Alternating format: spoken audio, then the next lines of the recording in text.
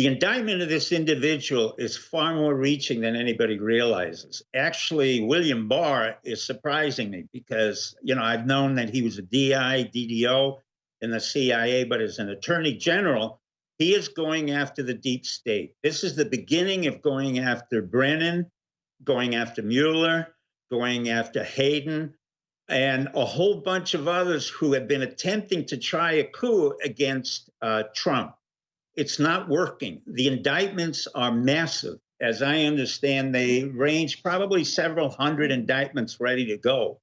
And Trump has done an excellent job of keeping it quiet and just titrating out little by little as we get closer to the re-election. So basically, he denigrates the legitimacy of Biden. From the front lines of the information war, it's Alex Jones. Theory is this belief that you are secretly saving the world from this satanic cult of pedophiles and cannibals. Does that sound like something you are behind? Well, I haven't heard that, but is that supposed to be a bad thing or a good thing? I mean, if I can help save the world from problems, I'm willing to do it. I'm willing to put myself out there. And we are, actually. We're saving the world from a radical left philosophy that will destroy this country. And when this country is gone, the rest of the world would follow. The rest of the world would follow. The media, the controlled corporate globalist enemy of the people, the Chi-Com mouthpieces, are trying to gaslight us that there isn't an open push like there was in the 60s to normalize homosexuality. There is now a push to normalize pedophilia. And the left has now added the word P to the LGBTQSQRCWXYP situation. And so I was sitting back today when I saw that clip last night, thinking about it this morning. And I was thinking about all the open pedophilia, all the open satanic cults, all the companies using baby parts in vaccines and baby parts to heat hospitals and keeping babies alive to harvest their organs in China, wrapping baby fetuses in gold foil so that the elites can eat them. This is all mainstream news. And all the giant pedophilia bust and all the Netflix shows sexualizing little kids and Salon and Vice and HBO and the New York Times legitimizing pedophilia. Shows showing 4-year-old girls dancing scantily clad with a pedo, talking about how much he wants to have sex with them. I mean, this is sick, sick, sick stuff. And if we don't value our young, we don't value anybody. So now they have shows with 9, 10, 11-year-olds who are becoming these little sluts and twerking for everybody. And all of this is designed to screw children up and to destroy their innocence. And the currency that Hollywood operates off of is pedophilia. That's its frequency. Look at the Catholic Church taken over by it. Look at all these big institutions, all these big universities. It's a plague.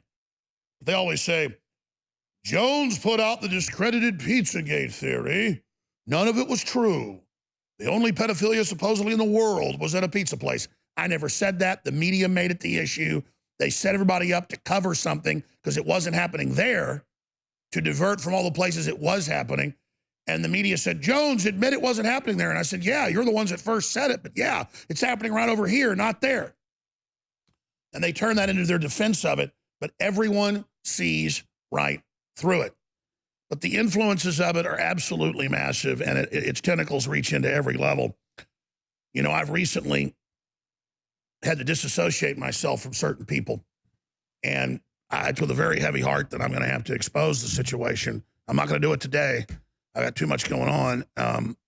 But this whole evil is right under the surface, and it's coming out onto the open ground now, and we're going to have to deal with it. We're going to have to face all of this, ladies and gentlemen, or we don't have any future or any hope. We have a serious evil problem in this country and on this world. And Trump isn't perfect, but you know what? He's a good guy, and the evil hates him. And the evil hates me, and the evil hates you. Now, obviously, Stephen Bannon was arrested. Southern District of New York, they're the ones trying to get all the Trump supporters. I don't like Stephen Bannon. He's done some nasty stuff. He bare false witness against Roger Stone. But now you see him with a private border wall that raised tens of millions of dollars. And then they kept a couple $100,000 apiece for their expenses and things. Since when can you not start something like that and have it set up and you get money? I mean, look at the left. They got billions in the Clinton Foundation for treason. So I don't like this one bit. I think it's a serious situation. But you see what they did to Steve Bannon after he worked for him, though. It's Thursday, August 20th. The year is 2020. I am your host, Alex Jones. We're 74 days out from this incredibly critical election. Wow, where to start? Well, there's so much big news breaking and such a crescendo of information unfolding, and so much of it now breaks in the evening because the establishment is burying information in the evening, hoping in the news cycle that used to last weeks, now last days or even hours, that we forget about things. That's why starting next Monday, from 7 to 10 every weeknight, commercial free. We'll have a few breaks for the local stations, but we're not going to run commercials. We're going to have a 3-hour live transmission with myself, Owen Schroyer, Savannah Hernandez, Harrison Smith, and many, many others. Your phone calls, special guests, and clips, breaking news and analysis. And we're going to do this through the inauguration. Now, almost every night it'll be live. But obviously, when it gets around the holidays and Christmas and things, we will do things like take compilations of the daytime shows and have someone that tapes some clips and then tape to air for the 3-hour show every night.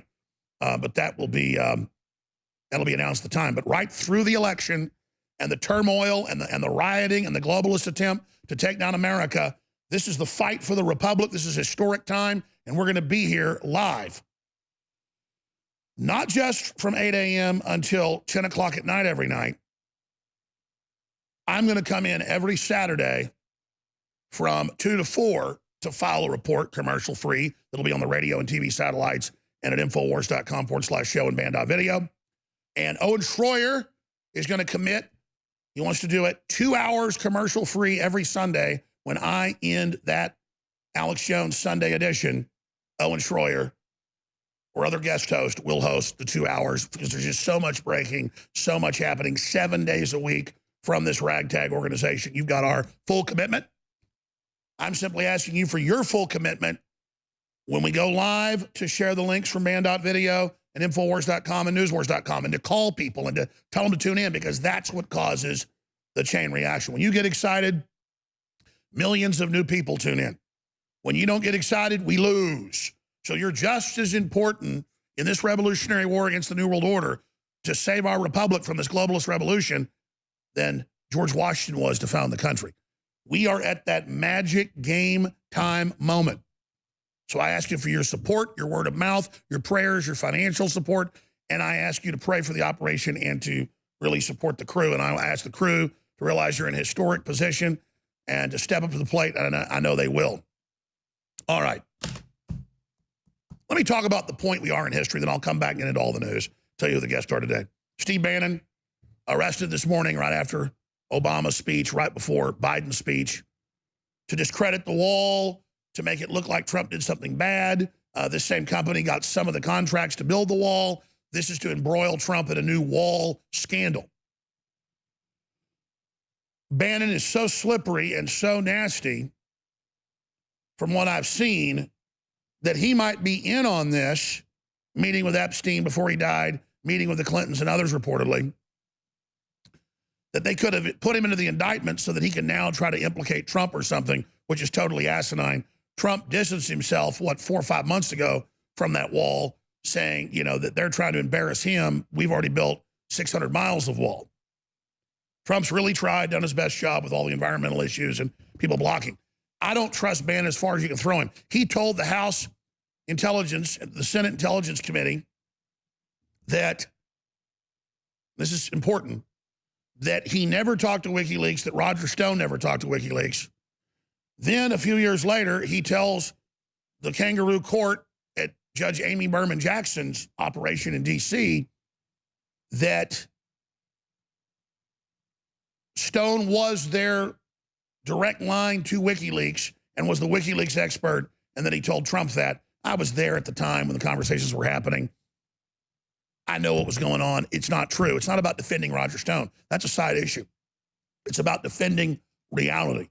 So he bore false witness against Roger Stone on record. He perjured himself. So when I got a text message a few hours ago, Bannon arrested, before I went and checked it and found out what it was, I thought, oh, for perjury to Congress? No. So I don't trust this as far as I could throw Steve Bannon's dandruff-covered body, because he is like just a disgusting person. And he's a Hollywood, operative that just glommed onto our information and opportunistically then posed as a patriot, then brought in all the globalists in the administration. I don't like Steve Bannon. That said, this is important. I don't like seeing this happen to him because they raised $20-something million for that, and they're charging the three-head dudes. They only got a couple $100,000 a piece to be down at the border every week and to fly around and do all that. After you pay taxes, after you pay expenses, that's nothing.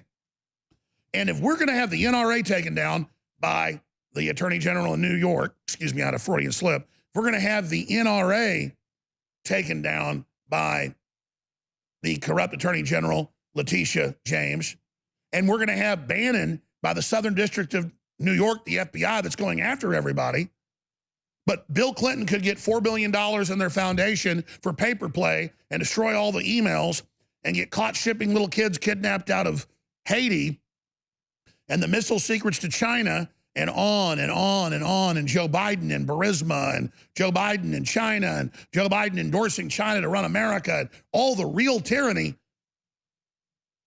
It'd be one thing if all the globalists were indicted, then they got Steve Bannon for something. But reading the indictment, what I could find of it this morning, it's nothing. They said that they misled the public about where the money was going. If you're the executives managing, building, the last time I heard was like 25 million they raised or something. That sounds about right. People running projects that big. Couple hundred, I mean, that's not a crime, ladies and gentlemen, but what do you expect to happen to a little liar, not worse than a stool pigeon, like Bannon, who went and bore false witness against Roger Stone? Because let me tell you, Roger Stone was trying to get a job here at the time. He was already on the show. And I said, yeah, get me WikiLeaks, get me Manafort, get me Bannon. All those establishment guys wouldn't come on. Because even WikiLeaks was on, ABC News all the time and CNN. They wouldn't give us the time of day. And I didn't need them to give us the time of day. I just wanted Roger to get us some big guests. And I said, if you could be like a booker that got big guests for a political show that you do, covering the election and then and the aftermath of the election, then I will hire you for what he wanted, which was a big sum of money. He'd been a consultant for Fox. He was paid by Fox. He didn't want that said at the time because Fox doesn't want you to know that most of their contributors are paid. And that's kind of how they control what you say and what you do. So I was there, and I know he didn't do that. And I know they investigated me in the WikiLeaks thing, and I know they had grand juries out on me. And I tell you they've had grand juries. I'll be like, oh, yeah, Jones, they got grand juries out on you. Yeah, the very same people do. And so I know what it's like to have done nothing. Nothing. And you're under investigation for being a Russian spy, and you tune into the House Armed Services Committee, and they're calling you a Russian agent with no proof, and you don't get to face your accuser. At least in the McCarthy hearings, you got to go face your accusers. And then the Senate Intelligence Committee said, to save America, we must destroy Alex Jones. These are quotes. And then I'm a Russian. No, I'm a loyal American stopping your Chi-Com takeover. If it was a Russian takeover, I'd be a Russophobe on their butt so fast, like a bird dog on a quail that just got blasted out of the grass. But that's not what's happening here. I'm a loyal American, and they know the grassroots listen to us, so they want us discredited and silenced. So I wouldn't be surprised if they indict me in the next month. That's what this is all about. so they can strut around and say they're the good guys and we're all the criminals. You know, where is the QAnon indictments of the criminals? Where's all that magic stuff? You got one of them finally indicted, and that's Durham, and that's what's happening there. So when we come back, ladies and gentlemen, we're going to get into Trump, Bannon, and all this other huge news that is breaking right now. So, President Trump gets asked yesterday by one of these mask-wearing cult members in the White House press corps, the disinformation corps, fighting our country, if he is aware, if he disavows this whole, quote, you know, QAnon movement or whatever that thinks that there are devil worshipers with children and that there's also cannibalism going on and that he's saving the world from it. And then Trump goes, well, that'd be a good thing if I was. What the media does is they create a cartoon image of, you know, millions of children underground but are there children literally in underground basements? Are there children that have been found in basements? Absolutely.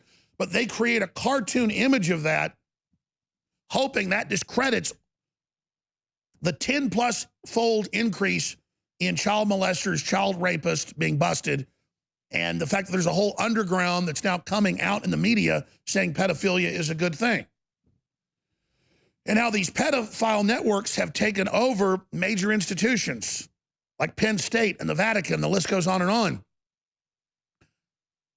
This is how this group got us to compromise our souls as a nation, as a species, as a world.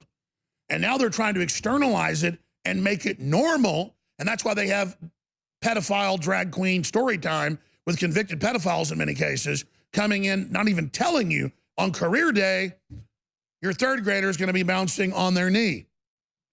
Trump has signed executive orders to expand interdiction of human trafficking. It's exploded. He's got the Navy and the Army involved stopping it. And they're having huge bust of small children kidnapped. And Laura Silsby got caught running Clinton's foundation, shipping thousands of Haitian kids out. She got a slap on the wrist. Some were found dead. AP did a whole investigation on it. She changed her name, and she runs the database for Amber Alert. Today. People hear that, and they go look it up, and they're blown away. It's true.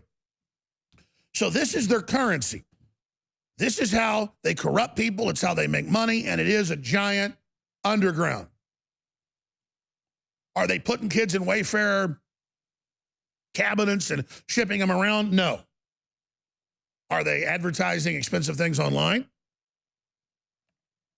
that you buy to launder the money and then you get a child delivered?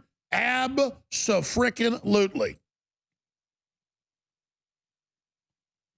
And so as this all comes out, Trump handles it perfectly, saying, well, it's a good thing because we're trying to save the soul of humanity. But the way they do most of the child killing is they keep babies alive, get the mother to say they don't want them. They put on the bioethics form, not resuscitated. They're kept alive, but they're not counted as living, according to the bioethics board that Dr. Peter Singer developed 40 years ago, that if they decide that you're not a human, you're not. And you have no value. So it's an alchemy. It's a lawyer scam. That's why you have the governor Northam saying we keep the baby comfortable. The mother decides not to resuscitate. She makes the decision not to resuscitate. We keep the baby comfortable. Well, why do you keep it comfortable? Because they're waiting to get all the orders in and the blood typing in for the harvesting. Because if you kill them right on the spot, it's hard to get the, quote, fresh organs out. We'll play that coming up. But Trump asked if he supports conspiracy theory that he's saving world from satanic pedophiles. Well, he's fighting ISIS that was kidnapping tens of thousands of women and children as sex slaves, torturing them, having 100 men rape a 5-year-old girl to death. Hillary Clinton's first cases were representing pedophiles that kidnapped and brutally raped little girls. The whole Clinton system is just littered with pedophiles, and Tony Podesta and running, you know, full-page articles about how he loves art of naked children. They're throwing it in our face. And as I'm speaking, you're thinking of thousands of examples you remember of how sick these people are and how they're flaunting it all right there. But here's the president being asked about it yesterday. Theory is this belief that you are secretly saving the world from this satanic cult of pedophiles and cannibals. Does that sound like something you are behind? Or well, I haven't heard that, but is that supposed to be a bad thing or a good thing? I mean, if I can help save the world from problems, I'm willing to do it. I'm willing to put myself out there. And we are, actually. We're saving the world from a radical left philosophy that will destroy this country. And when this country is gone, the rest of the world would follow. The rest of the world would follow. There is sex slavery and sex bondage of women and children all over the world right now. The UN's been caught, type in United Nations, in giant child trafficking scandal. Snuff films, UN caught filming snuff films, UN caught, I mean, I made films about it. America Destroyed by Design. A third of the movie is about the UN kidnapping, raping, transporting children, and then killing them. And it used to be mainstream news. Now they don't even report it. And Trump is fighting that. Trump said 5 years ago, we need to find and execute pedophiles. Now, here's the latest Daily Mail article came out 2 days ago. It was the top of Twitter. They tried to suppress it. Hashtag Bill Clinton Epstein. And there he is with the underage girl that for years was their sex slave, massaging him. And past that part, go ahead and scroll down, show him massaging. Past all that, you see her in the stewardess outfit where they'd service them on the airplanes. And that's her after she'd already been in their clutches 4 years when she was 18. We exposed this last December in a video at Bannon.video that only has 600,000 views. It needs 10 million, where they're up and running the same network recruiting underage girls that say on video, come visit me if you want me to. So they've got planes where you go up in the planes and have sex with women that look like they're 14, 15, 16, and some are. We know the woman that runs it for Epstein was bought when she was 11 as a sex slave out of the Balkans. And now we have women in the same outfits with Bill Clinton. Again, can we show the Bannon.video article? Headlined right there, Epstein trafficking network up and operational, Lolita Express still recruiting young girls. And I went from memory, I said 600,000 views. 488,000. Pathetic. I just want that out. We don't even have ads on those. We don't even make money on these. We have to pay to put the bandwidth out. But I want to expose this. I want to show this. Oh, is Bill Clinton indicted? No. He told the world he never flew on the airplane. The witnesses all saw him. They saw him on the island. Of course he did. Bill Gates did too. We built this network to expose all of this, but somebody posted this on YouTube. It got 100,000 views back in December because we shot this on the night before Christmas. Shot it on Christmas Eve. We shot it on the 23rd. It aired on the Christmas Eve. It went up on Christmas, had 100,000 views in like 6 hours. YouTube removed it for hate speech.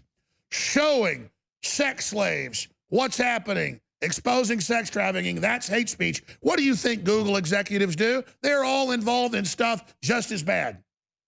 And they're protecting it, and they're going down. If I continually decide to faithfully pursue a policy of truth, yeah, well, not pursuing a policy of truth may have worked the last 50 years. We were living off the gas our ancestors put in the tank. But now the gas is gone. The collapse is here. The wolves think humanity is done, and they're making their move. And I do see my problems multiply with the policy of truth. But you know what? People that try to stay out of trouble, they're the ones that get destroyed in the end the worst. And they're the people that never really live. We have gotten in this situation because we've been avoiding conflict. We've been avoiding hard work. We've been avoiding the truth. We've been sweeping everything under the rug. Well, I've not been doing that. And I'm not going to be part of the lie. I'm going to expose it. We're going to get back into Steve Bannon being arrested, what all that means, how that ties to the deep state, the latest on COVID-19, the latest on the Democrat horrible convention. Trump asked if he supports conspiracy theory that he's saving the world from satanic pedophiles. There are a lot of Satanists, there are a lot of pedophiles. Trump's fighting them. Imagine ridiculing that. Imagine trying to say that that doesn't exist when that's really the benchmark of the New World Order, and that's what they're promoting out of every one of their filthy mouthpieces. Something incredible. I'm going to break more of this down in a moment, but first off, I'm glad to see people are ordering a lot of storable food because it's a good investment. It's an insurance you can eat. I believe the world's only going to get crazy in the next decade. This is product that's high quality, it's nutrient dense, that lasts 25 years. If you just buy food now and eat it in 5 years, you know inflation is going to be intense. You'll save the money that you put into the food just in inflation. And I've always said it's good to have some storable food. That's what all our ancestors did. But where's the canning? Where's the deep freeze? Where's the root cellar? It's all gone. So I've always promoted storable food. But when the COVID-19 hit, we saw them welding people into their homes and locking things down and shooting women at checkpoints and just all this dystopic crazy stuff. I said either it's really deadly or it's a hoax. They're going to use it to lock down. And when they lock down the world, it's going to cause major depression, major collapse, supply chain problems. And that's not hard to predict. That's all unfolded. And now with the lockdown still going on in most of the world, it's getting more intense. So with the globalists and the communists launching the revolution, with them saying they want a civil war, with them saying they're going to contest the election, have all these states secede and have their own inauguration. I mean, that is crazy town. And so I would have a bug out plan if your city's burning. I would have firearms and know how to use them. We don't sell those. I'd have high quality water filtration. We got the best for the price you're going to find. Gravity fed. You go to a river, a swamp, have the water go through it. It's clean and good to drink. And we've got great shortwave radios at the best price you're going to find. So you can always get around the internet and pick up worldwide transmissions, including this show that's 6 hours a day on WWCR during the day and at night. Those are great little fun things to have anyways. Pick up all sorts of crazy stuff. Not just AM and FM. But I do believe you need storable food. And I can tell you, talking to our supplier that's the best out there, they got caught up being 8 weeks behind. They told everybody they were, that, you know, when they got up to 8 weeks, they told people, hey, we're 8 weeks for delivery, but we have the food, unlike others that were lying and said they did. Everybody got their food. Most people before the time they were told. Now they're 1 to 2 weeks. Depending on what you order, some of the specialty stuff takes 2 weeks to ship out. They've got the food on hand. But they asked me my opinion. They respect it. They said, what do you think? And I said, things are going to go crazy whether Trump wins or loses. The world's just going to get more insane. They want a worldwide depression to bring us to our knees. I believe that whether it's this year or next year or the year after that, that you're going to be at a point where if the Democrats win, they're just going to come commandeer your factories. They go, yeah, we agree with that. That's already in the FEMA orders. And I just said I would ramp up and just expect more insanity. And they said, no, we absolutely agree with that. And they were asking me a couple of years ago what I thought, and I told them ramp up. So, I mean, I talked to the owner. I talked to their board. They listen to me. I listen to them. They're smart guys. And I mean, I never bought a piece of property in the country and started digging wells and putting in a trailer and solar panels and stuff and, you know, hiding food and stuff. I mean, I used to be 100% offense, knowing that was the best defense to try to beat these people. And I still think we will. But regardless, the damage is so bad now, it's going to be rough. And so I feel really good telling you, you need to get as much storable food as you can for yourself and your family. My Patriot's the place to get it. They're in our back end. You order from us, you're ordering from them live time. Get the very best deal you're going to get. And it's all there at InfoWarsStore.com or call toll free. We can answer all your questions. Take your order over the phone, 888-253-3139. 3 months supply, 6 months supply, year supply. They got them all. Specialty meals, specialty deals. 888-253-3139.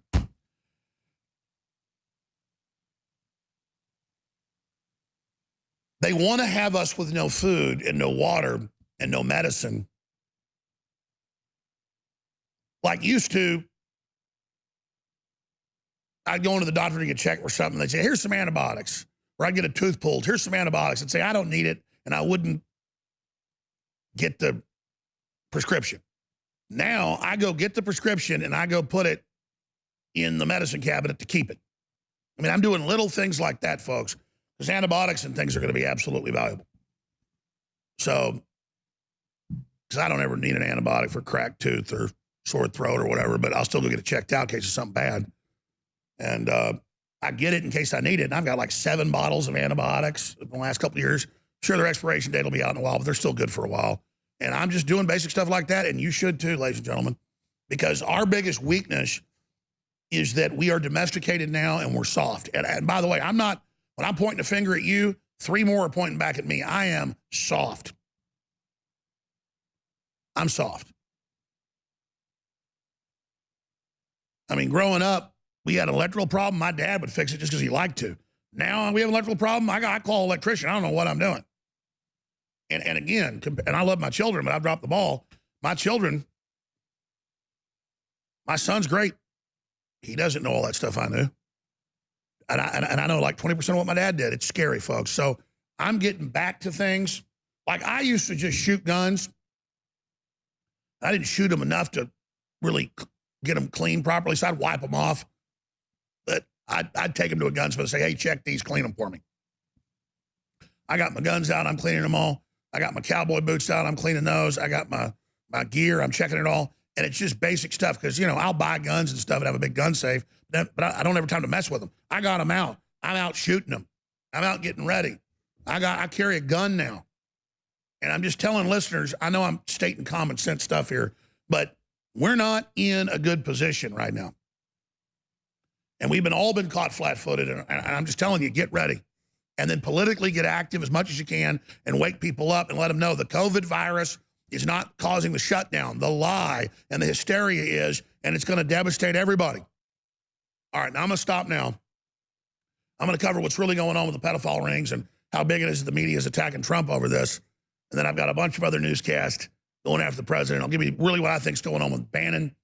And we have several big guests today here. We got Dr. Steve Pachinik coming on about Bannon and about the election. We have Deanna Lorraine in studio with us as well. I'm working on getting Roger Stone on. And I'll also try to open the phones up and take some of your calls. Whatever you do, though, remember, what's king? Your word of mouth. Tell folks how to tune in right now. Thank you. We think of stylized devil worshipers with a child kidnapped out of their backyard, tied up in a basement, taken out on All Hallows Eve beneath the stars and moon to have their skin and body lanced for hours while supplicants of the cult drink their blood before slitting their throat and cutting out their heart in an offering to Baphomet.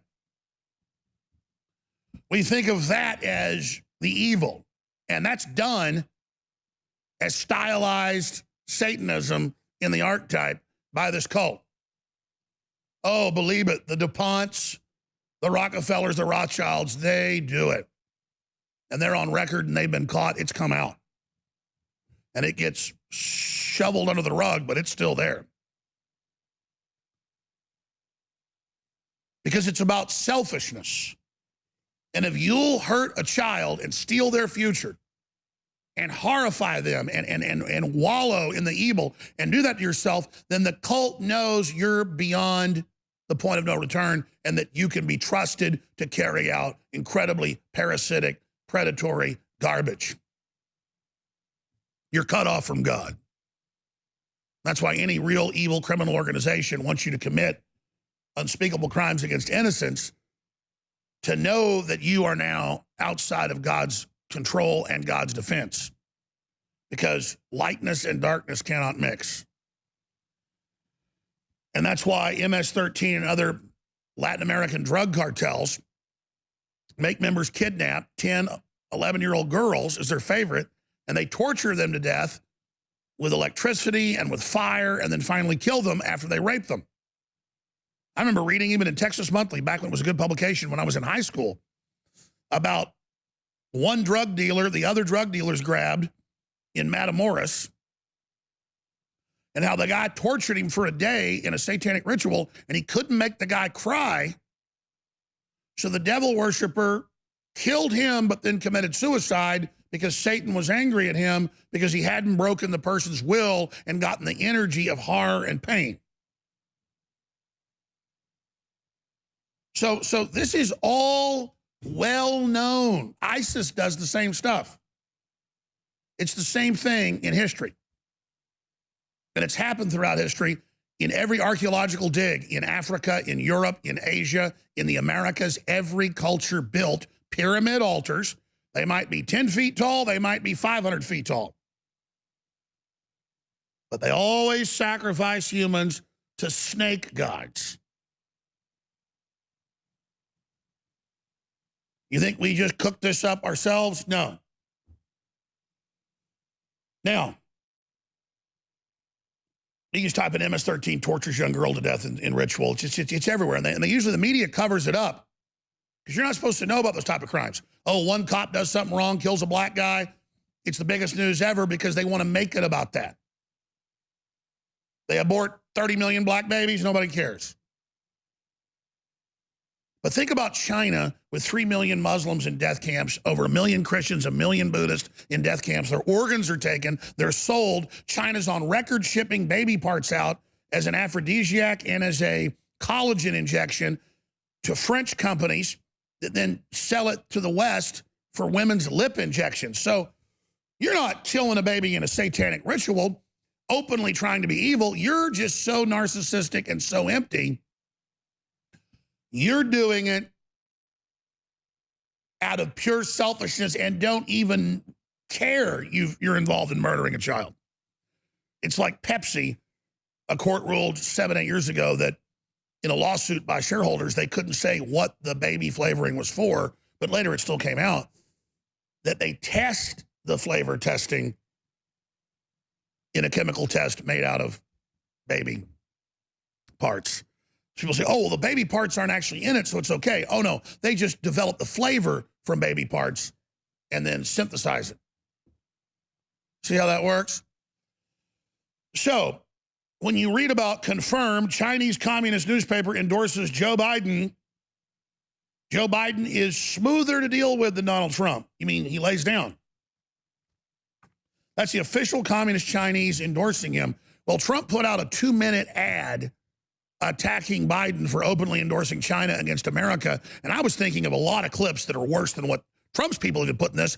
I thought of one from Biden 3 years ago saying the communist Chinese should be involved in every aspect of our lives, telling us how to live and what to do. So the communist Chinese take babies' organs, they take adults' organs, they kill people, they torture people, death camps, bigger than Hitler. But the media makes a joke out of it, like, oh, you know, Alex Jones or QAnon or these groups say there's also devil worship going on, you know, to make it sound cartoonish, to distract from what they know good and well is going on. And they've got a talking point to cover that up. So now, even though these reporters aren't in there having blood stew or whatever, even though they're not actually torturing a baby, begging for mommy to get the dark energy that they get off that horror that these entities feed off of, they still just cover up for the group that's doing it. Because that's what all this is about. The wars, the death, the killing. So here is Trump's new ad. Joe Biden won't stand up for the U.S. Well, he doesn't just not stand up for it. He attacks it. And then we added the other clip at the end. Here it is. After the steel mills fell, it just all crumbled. I'm third generation. I've worked at a steel mill for 1.5 years. And now the steel mill ain't even there. This is just the way of the world. China is an economic rival to the United States. It does export, it does manufacture, and yes, it takes American jobs. We want to see China rise. China is going to eat our lunch? Come on, man. I mean, you know, they're not bad folks. I believe then, and I'm even more convinced now, that a rising China is an incredibly positive development. China has made remarkable strides. ABC News investigation this morning into Joe Biden's son, Hunter, and questions about money he made from foreign business dealings while his father was vice president. And did Joe Biden allow it? We're talking about millions of dollars in at least 2 countries. Did you talk about China or your deal with China? No. A 12-hour flight over? No, of course not. that never came up. No. Less than 2 weeks after that trip, BHR Partners was launched, a private equity firm funded in part by Chinese banks. He has come forward and said it was a mistake on his part to be on the board. My son's business dealings were not anything with everybody that he's talking about. What's your understanding of what your son was doing for an extraordinary amount of money? I don't know what he was doing. I know he was on the board. Hunter Biden holds an equity stake in a company that's taken over $1.5 billion in loans from the Chinese government. This is obviously an issue. What they said is China would prefer Joe Biden. China and Iran. China and Iran. China and Iran want to see Donald Trump's defeat, and they're looking for ways to make that happen. China's a great nation, and we should hope for the continued expansion. Growth of China is overwhelmingly in our interest. And there's much more to come. And now the steel mill ain't even there. I'm also proud that more than 160 Fortune 500 companies are operating in Chengdu high-tech zone, including pioneer American businesses like Intel, Dell, and Oracle. The U.S.-China relationship has also improved dramatically in the past 30 years. In order to cement this robust partnership, we have to go beyond close ties between Washington and Beijing, which we're working on every day. Go beyond it to include all levels of government. Go beyond it to include classrooms and laboratories, athletic fields, and boardrooms. That's why we launched our 100,000-strong initiative to boost the number of American students studying in China each year. Has a name, ladies and gentlemen. It's called treason. They took the incredible wealth and power of this country, set up bureaucracies and regulations so you and I and everyone else couldn't do business, and then said, that's just the way it is. They said, don't worry, though, you'll be a service economy. And now they told us the movie theaters and the dance studios and the restaurants and the gyms and the nurseries for children and for plants, they're non-essential unless you're Walmart or Target, or unless you're Governor Newsom's dozen-plus wineries and restaurants. They didn't used to be, by the way, sold out. Their profits are way up. Now you got to go to them. Everybody else is closed.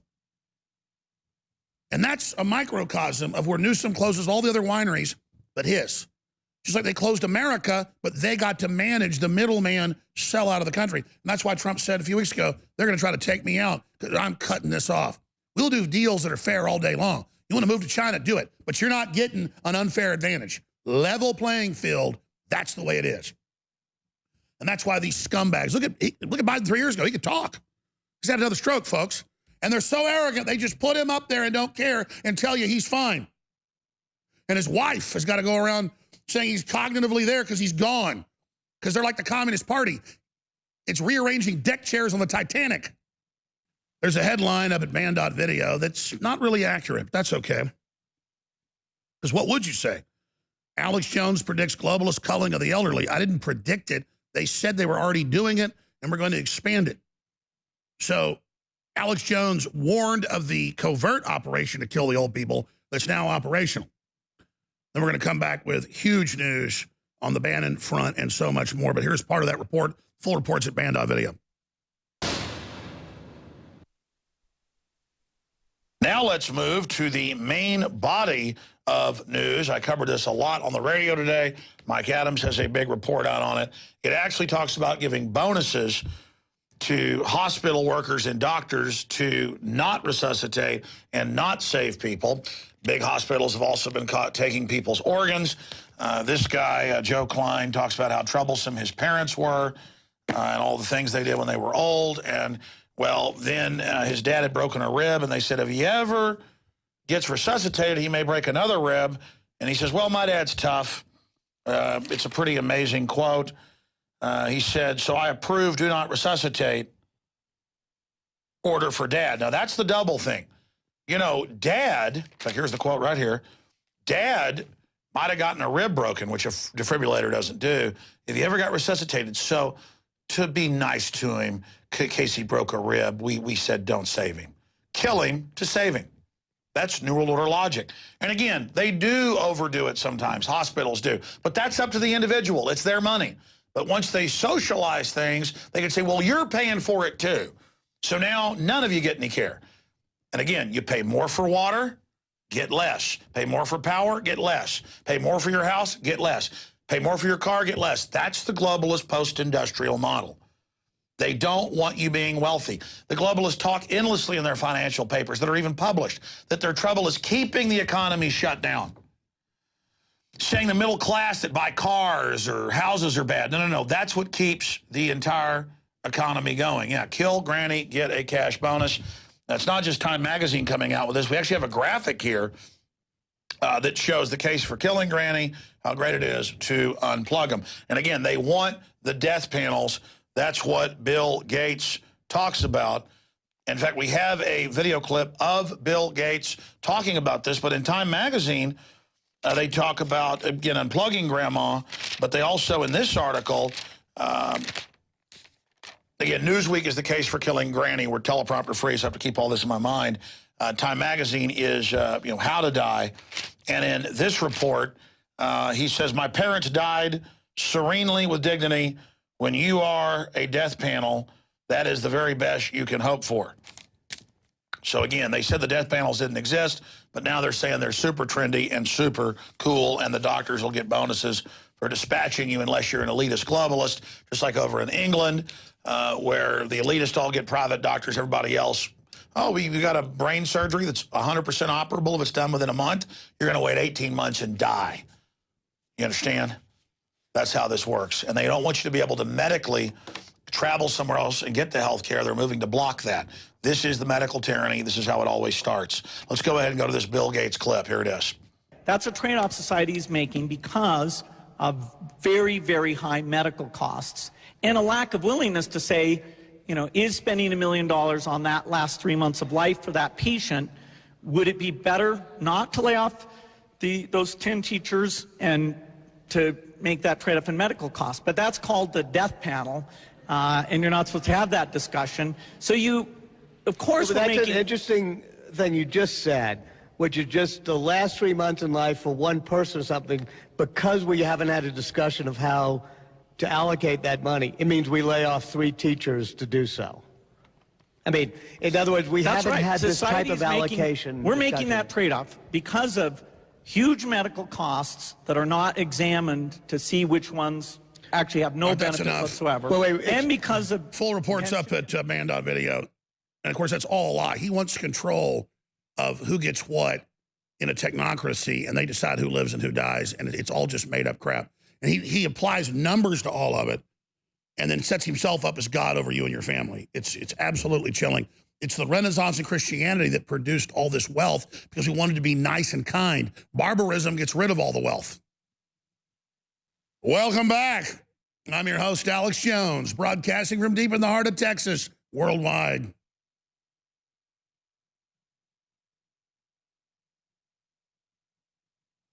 InfoWars is kind of a Frankenstein operation. We've been through a lot of fights, and we've been through a lot of wars. And we go with what the truth is and what gets the message out. And so our scars are our strengths.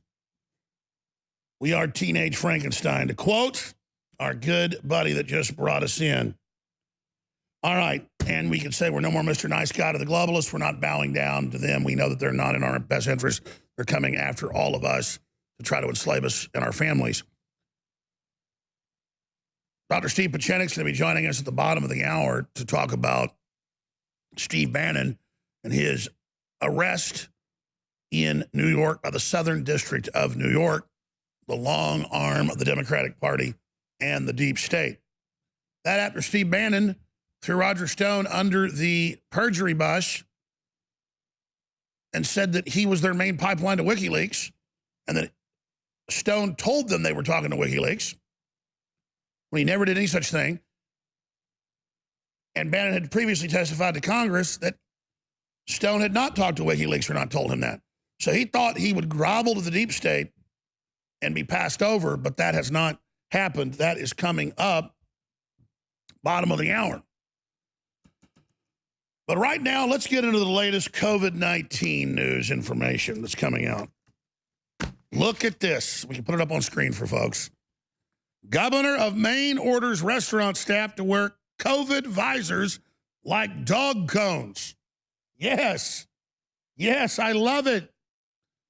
They already have the kids wearing the noodles on their heads. They already have people in bubbles and in cages to go to concerts. It's all another act of mindlessness. And if the authoritarian communist Chinese that are more deadly than Hitler in history are our precedent, according to Fauci, we follow their orders.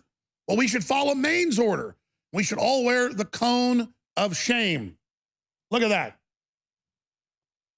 No amount of idiocy is enough. No amount of moronicness. In Wisconsin, Democrats are ordering state employees and others, and so is the DNC, that when you're in a conversation over Zoom from your home, you must wear a mask. Because you can't ever see anybody's face and not be wearing a mask. It might make people think that the peer pressure isn't working. So if you're wearing a cone around your head, with a mask, of course, you're lucky if you just have to wear the mask at home. Always more. Meanwhile, L.A. mayor crowned COVID-19 dictator, making good on cutting off power to homes and businesses that have people in them. But Governor Newsom and others, they can keep operating. That's just some of the news on that front. Domestic violence cases nearly double in Massachusetts amid COVID lockdown. Yes, the lockdown's causing it, not COVID.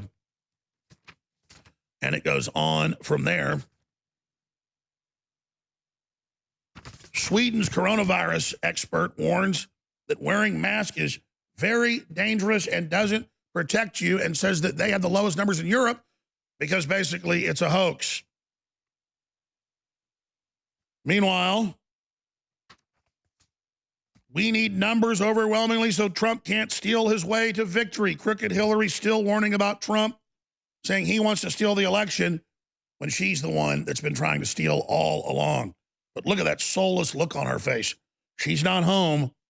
There's only the entity behind the scenes running it. And then coming up next segment, I'm going to get to this footage.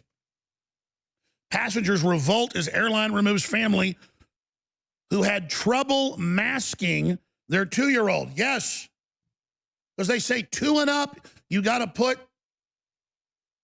a suffocating mask on them, and any mammal will fight to get a mask off its face. I mean, this is total child abuse, total dehumanization, but the cult members love it, and they get off on it, and they enjoy it.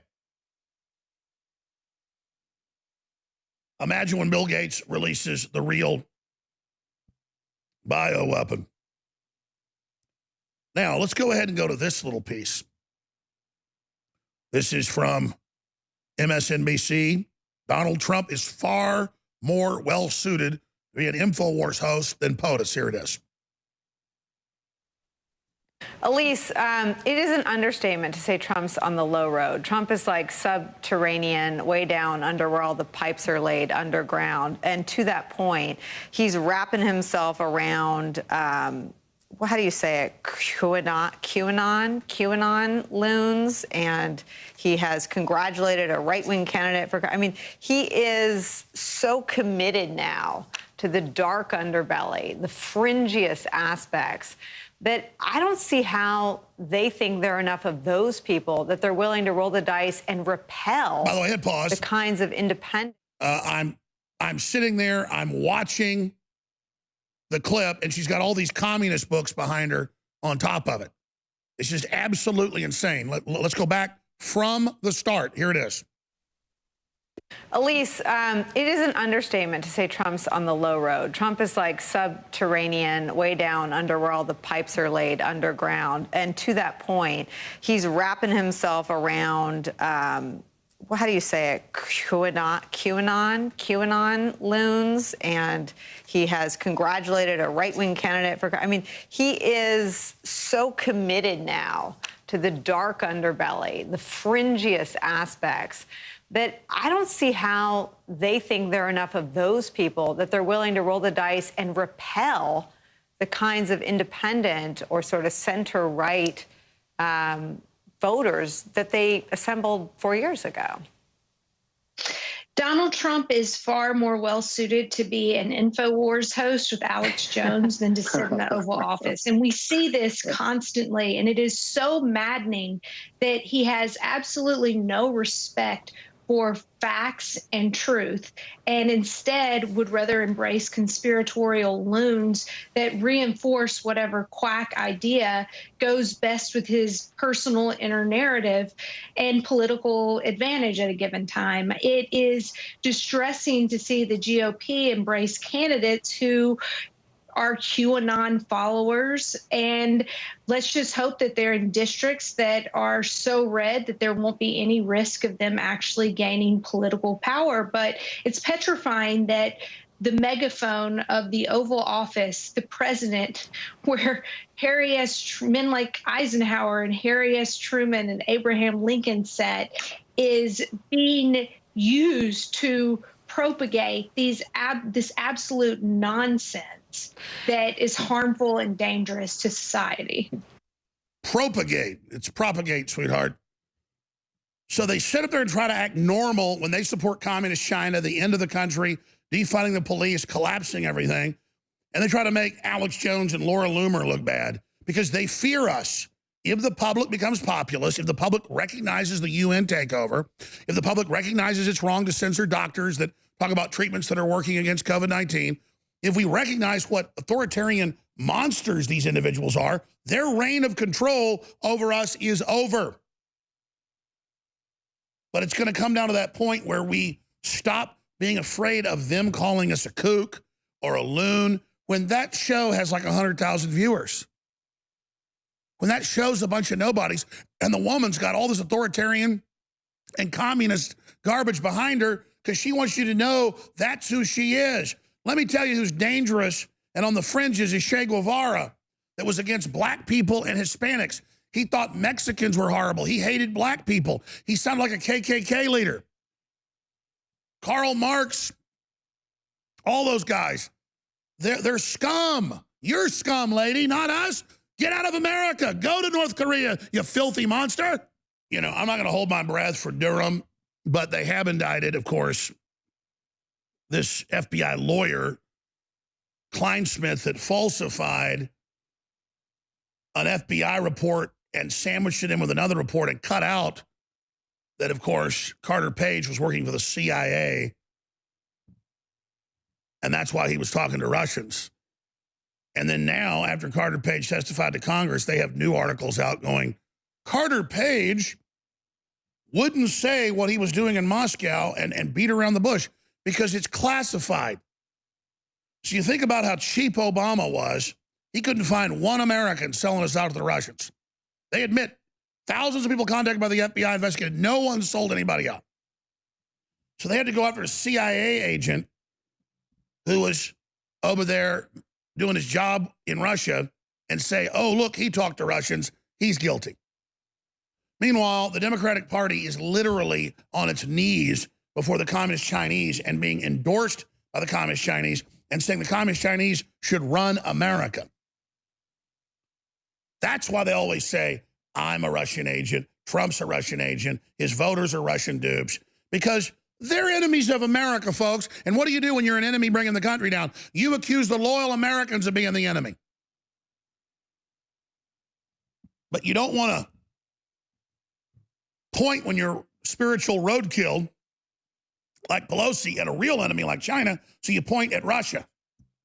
It's had the very same satanic globalist hunched over it for 100 years, trying to rape the daylights out of it. And just pissed that Russia crawled away halfway and got the New World Order proboscis out of their back.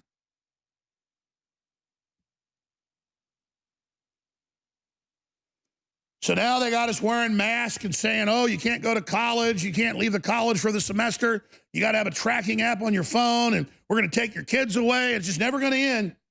And first it was, oh, kids under 6 don't have to wear a mask. Oh, kids 2 and up.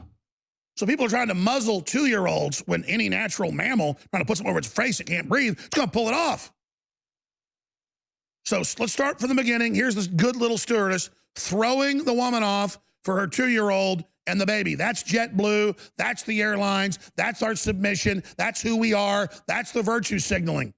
As if wearing masks on airplanes does anything. Start the video.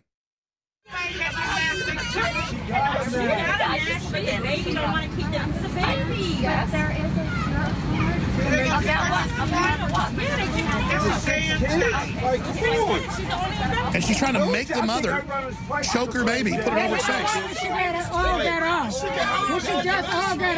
Remember what the TSA would do? Corrupt the little kids, people point out it was illegal? Imagine if cops were doing this. So why do you say it on your website? It's on the website. Why is it on your website? And she's like, hey, you know, you don't put it on babies. Why are you saying it on your website? She wants to be a good little Nazi. You know what? I should just post this shit on a fucking newspaper. Let's get her name. Let's get this stupid No, you can't. At least this crowd isn't cheering when she throws the woman off. Leave her alone. They're like, leave her alone. Because he was fucking with me when I got on the plane with Roman. Him too. Talking about Roman. Passengers revolt as airline removes family who had trouble masking. What a cult. 2-year-old. That little girl's learning how to live under Sharia, isn't she? I think everybody on this plane should complain about this. You shouldn't put up with it, folks. Because next is coming the contact tracing, the implantable chips, the forced inoculations. In fact, it's already here in Australia. Under the United Nations. Let's look at some more globalist insanity. You saw this article on CNN today. Hashim Abedi, brother of Adrian Grande, concert bomber, says that 55 years in prison. And you read this article, none of it's how they did it for Islam. Can you imagine if a white Christian bombed a concert, blowing up a bunch of prepubescent teenage girls? It would be the end of the world. Every Christian would be at fault. The Pope would apologize. Churches might be pulled down. Crosses might be removed. But man, when there's the truck of peace running people over, or there's Islamic mass bombings or shootings or attacks on Christmas, outdoor displays, you never hear it's an Allah Akbar. And of course, there's not many churches in the Middle East. They've all been bombed out of existence. So you take this guy in, his family are migrants, invaders, and he comes in with the lazy eyes, and he comes in and gets on welfare with his brother, and then he blows you up, and it's okay. It's okay because, you know, they're white kids, and they're Christian. So you blow them up. And when we would try to point out he and his brother were Islamicists and took credit for it in Islamicist ways, we got censored. What was that, like 4 years ago when that happened? Yeah, 2017, almost 4 years ago. May 2017? Yes, it is. 17, 18, 19, 20, yeah. 4 years ago. And I remember getting censored. They said, you don't say that's Islamic. No. Look at this dude. I mean, what's up with that dude? It's called inbreeding, folks. It causes psychotic behavior. You can be white, you can be brown and inbred, and you're going to have a problem. In a lot of Muslim countries, like Pakistan, a lot of great people from Pakistan, but a lot where, you know, you've got Pakistanis aren't even 1% of the population in the UK, and almost 40% of birth defects are Pakistanis. Very, very sad. But, you know, they don't feel welcomed into the culture, and so they blow up the culture. You know, the left doesn't leave California and come to your state and stop it. They come and they bring California. And Islam doesn't leave Islam and then come here and want to be us. No, no, no. On average, they're disgusted with who we are. And, I mean, I'm disgusted with who we are, but I don't want to blow people up. And they do not embrace us.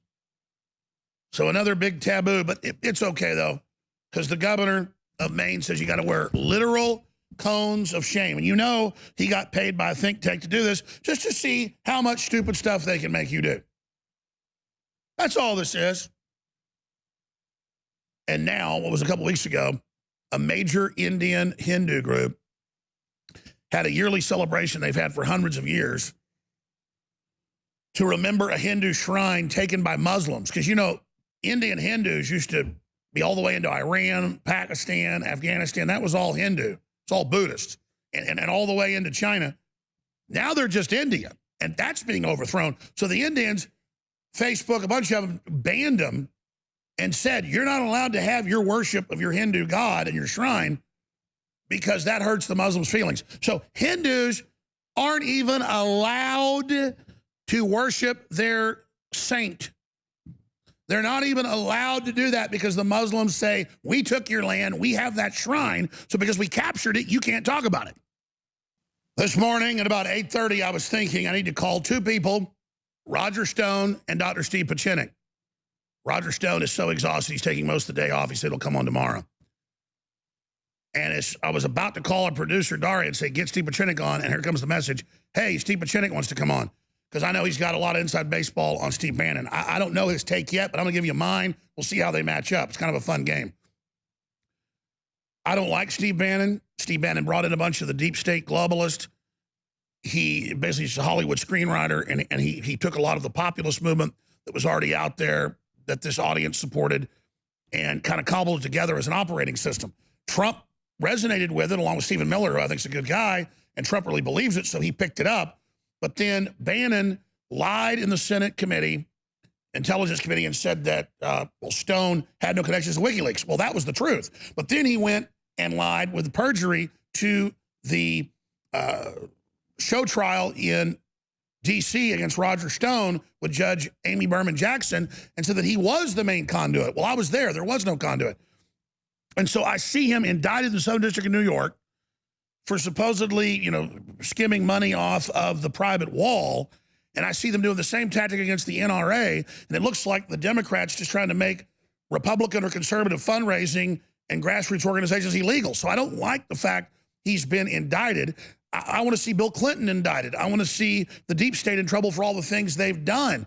But at the same time, he went and perjured himself against Roger Stone. He worked with Epstein. He did all these crooked, dirty things. And so I'm not crying about it. But at the same time, I rarely have mixed feelings about something. It's a complex issue. But I bet Dr. Steve Pieczenik, former head of psychological warfare operations in the State Department, worked for a lot of big agencies, the Pentagon, you name it, helped do regime change, best-selling author, co-author of many books with Tom Clancy, and a psychiatrist, and so much more. What is your take on this? It's very simple. I was on your show a couple of months ago, and I said that Steve Bannon was a complete sociopath. And eventually he would trap himself in his lies and his collusions with his colleagues. I am for the indictment, conviction, and prison for Steve Bannon. The reason is very simple. Bannon is what we call a self-promoter. A nicer term or a different term would be a BS artist. The technical term is he is a complete sociopath. From the day he created his own background to the day he pretended he was an intelligence operative or he was a man who understood national security, there wasn't one iota of truth in his statements or in his being. The truth of the matter is he was highly self-destructive. Like all narcissists, he eventually ingratiated himself with Trump, got into the inner circle, and what does he do?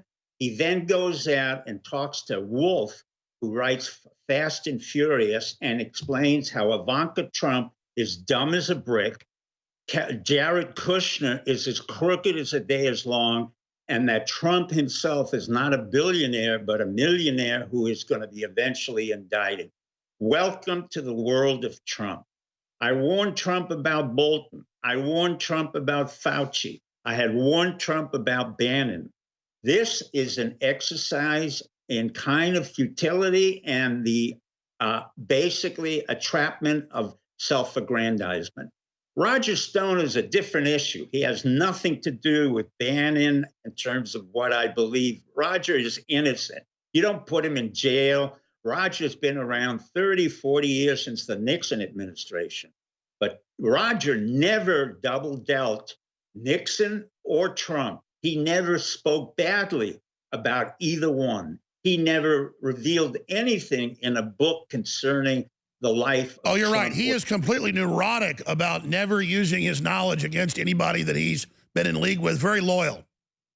Roger was extremely loyal. You don't paint a picture of Nixon on your back, and he was silent. There was basically no penalty or an issue. This is a totally different consideration, my friend. This consideration is about people like Sean Hannity, who just came out and said that Trump is nuts. He's basically a child. He's crazy.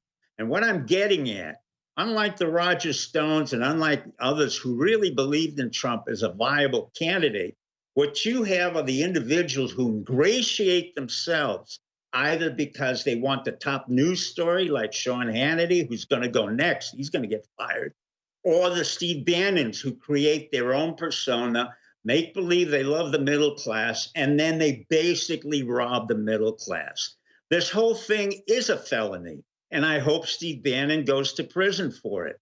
He created a whole background scenario which wasn't valid. It was filled with all kinds of lies, distortion, and corruption. When he made the movies in Hollywood, they were horrendous. He skimmed off a lot of other areas. I don't want to go into the specifics. Well, that's what I've been told is he's known in L.A. everywhere as a con man. And I just didn't want to attack him early on, but then I learned that he was the guy that brought in, that's what Roger said, all these bad globalists. Well, it's not only he brought in the globalists, he is a con man. Forget anything else.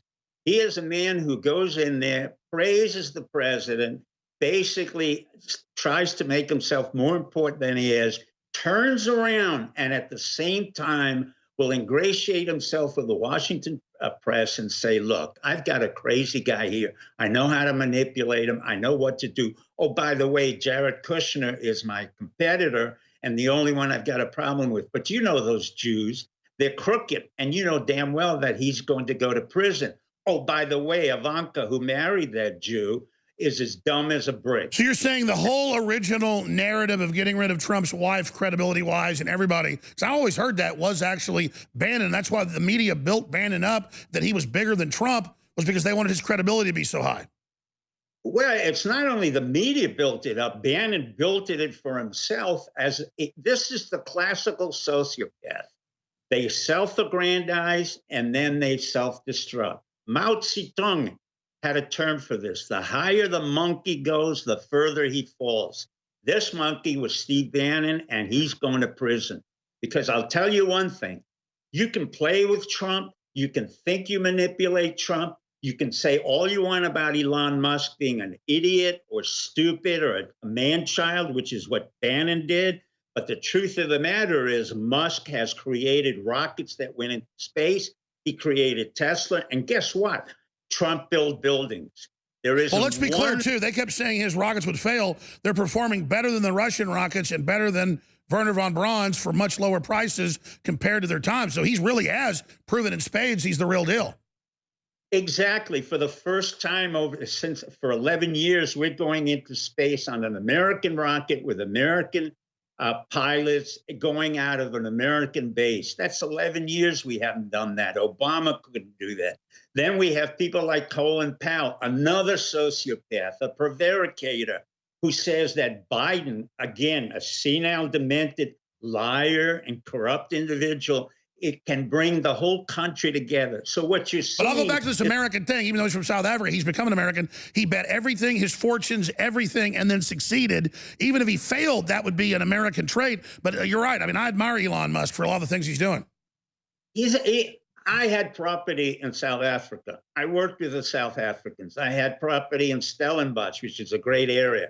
The Afrikaans, the whites who built out South Africa, have left South Africa and come to the United States, exactly 650,000 of them. They're around my region. They build businesses. They are entrepreneurs. They know exactly what they're doing. The Steve Bannons were spoiled and come out of the middle class and makes believe he cares about the middle class. He'll self-aggrand, goes to Goldman Sachs, does some illegal trading there, creates his own investment company, creates his own movie company, and makes believe he created Breitbart. The truth is he's done nothing. He's done nothing but push himself into the. Well, let's talk circle about of what this means with the ex-FBI lawyer Kleinsmith being indicted, and what you hear with your ear to the ground is coming next with Dr. Steve Pieczenik. StevePieczenik.com's got a great website, StevePieczenik.com. Stay with us. Welcome back. I am your host, Alex Jones, as we blast out on hundreds of radio stations and TV stations, thanks to those great station owners and managers and you supporting them. All right. Dr. Steve Pieczenik's here with us. I don't want to spend too much time on Bannon, though it is important, because it ties into Durham, and there's also a prosecutor in Texas. And I've been told by sources that have never lied to me that Trump has said many more are coming. He's not running the investigations, but that Trump has been told, no, we're going to indict at least a dozen people. Will they all be mid-level, like this particular individual that just got indicted? And why is Strzok and Page and so many others upset? Will it end with Kleinsmith? And is this connected in any way to what's happened to Bannon? The truth of the matter is what Bannon and Kleinsmith all had in common. You have to remember that Bannon came out of the Navy. He was part of Navy intelligence. Although he didn't talk about it very much, he did imply he was very deep into the intelligence community. That's why he and Flynn had a problem. And Flynn really didn't like Bannon and wanted him out. Instead, it was Flynn who got into trouble because of his son. The indictment of this individual is far more reaching than anybody realizes. Actually, William Barr is surprising me because, I've known that he was a DI, DDO in the CIA, but as an attorney general, he is going after the deep state. This is the beginning of going after Brennan, going after Mueller, going after Hayden, and a whole bunch of others who have been attempting to try a coup against Trump. It's not working. The indictments are massive. As I understand, they range probably several hundred indictments ready to go. And Trump has done an excellent job of keeping it quiet and just titrating out little by little as we get closer to the re-election. So basically, he denigrates the legitimacy of Biden. He's not going into the fact that I do, where I say Biden is senile demented. Trump has enough elegance and sense of importance that he doesn't have to say that. I can say that because I was examiner in psychiatry, but it was obvious to me and it's obvious to many others, and particularly with this last interview with Tom Hanks, Biden could not remember the day and the years that he was appointed as vice president.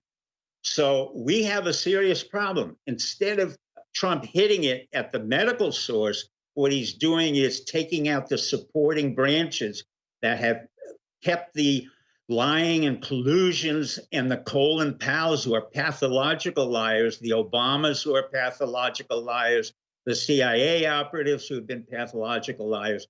He's taking them apart little by little. And if I were Gina Haspel and I was part of the CIA and I was part of the 16 units in the intelligence community, I would be very much concerned. Now, remember, months ago, I had told you Bannon was going to be arrested. And a year ago, By the way, you did say that. I should have started the broadcast. I remember, had you gotten rumblings of this, or you said Bannon's going to pay? No, I had no rumblings. One of the things that you and I do intuitively is it's obvious when a man like Bannon gets ahead of himself. It's obvious when he's a self-aggrandizer, when he needs to be in every show and every particular radio station, and he has to make himself so important to the White House and to the United States that, in fact, there's nothing there. He has no gravitas, either intellectually or emotionally. So you don't think they've gone after Bannon to embarrass Trump and confuse the wall? You think it was known that he was doing some wrong things, so the light got lit to get him? Well, look, Trump was reading the book when he saw what Bannon wrote about Ivanka, dumb as a stone, and Kushner is a total corrupt individual, and that Trump is he's not worth billions of dollars, but only a few million, and he's going to go down. Bannon has talked on both sides of his mouth. What eventually happened, and I think Trump allowed this to happen, was to let the other guys handle the prosecution and the indictment, while at the same time he maintained Bannon close to him. It's a brilliant maneuver. Machiavellian would have liked it. He kept all of these people close to them, giving them the sense that he was still involved with them, while in turn, he had ordered the people around him who were in the deep state, his deep state, to take down that deep state one after another. And Bannon was the key to a lot of the corruption. Well, I totally agree with you. So let's do a 35,000-foot view, because you're a smart guy. You said on my show 15 years ago, hey, both East and West Coast are going to collapse. It'll be the Midwest, the South. America will rebuild. The Democrats are going to be a failed party. The EU is going to collapse. I remember thinking, man, you're being way too optimistic. We're basically there. It's all happened as you saw. And then you talked about all this with Bannon and the rest of it. You talked about, don't worry, the Democrats are going to self-destruct, where they're destroying their own cities, their own states, the way that they knew 2 years ago he'd had another stroke and could barely talk. Now they're having to actually hide him 74 days out. He can't even say a sentence. So the cognitive degeneration has accelerated. I'm not a doctor like you, but looking at the doctor of the brain, but looking at this, it really does just say that they're all so disconnected that they are self-destructing out of pure incompetence. And then I just wonder why it isn't even easier to defeat them then. Because the moment of defeat hasn't come yet. What Trump is doing it by attrition, which is the correct way to do it. In other words, he's not allowing the Democrats to recoup any of their strength. And basically, he's confusing them as to where the strategic focus is. Is it against Biden? Well, not quite. He hit Kamala Harris. Was he happy? Was Trump happy we had Kamala Harris? You better believe it. You have an Indian from Jamaican roots whose father was the professor emeritus of Stanford University. And you're saying to me on a storyline that Kamala had to be bussed into Berkeley for integration? That's nonsense. The whole story was nonsense. The notion that she in any way deserved any political accruement. She's a bigger nonsense. dud than Pocahontas. And again, why would they? Well, she is corrupt. She's deceptive, but he wants that to come to the No, forefront. I agree that she's the worst choice. Why would they pick? We all agreed that she's the worst choice. She was a corrupt prosecutor. Everybody knows it. Why the hell would they pick her then? Just delusion? No. What it is when you are so angry and you think you are so smart as the Democrats do. Remember, the Democrats and the liberals think of themselves as basically smart, educated, entitled. They feel that you and I and a bunch of wackos on the right are really not relevant to the whole course of American history.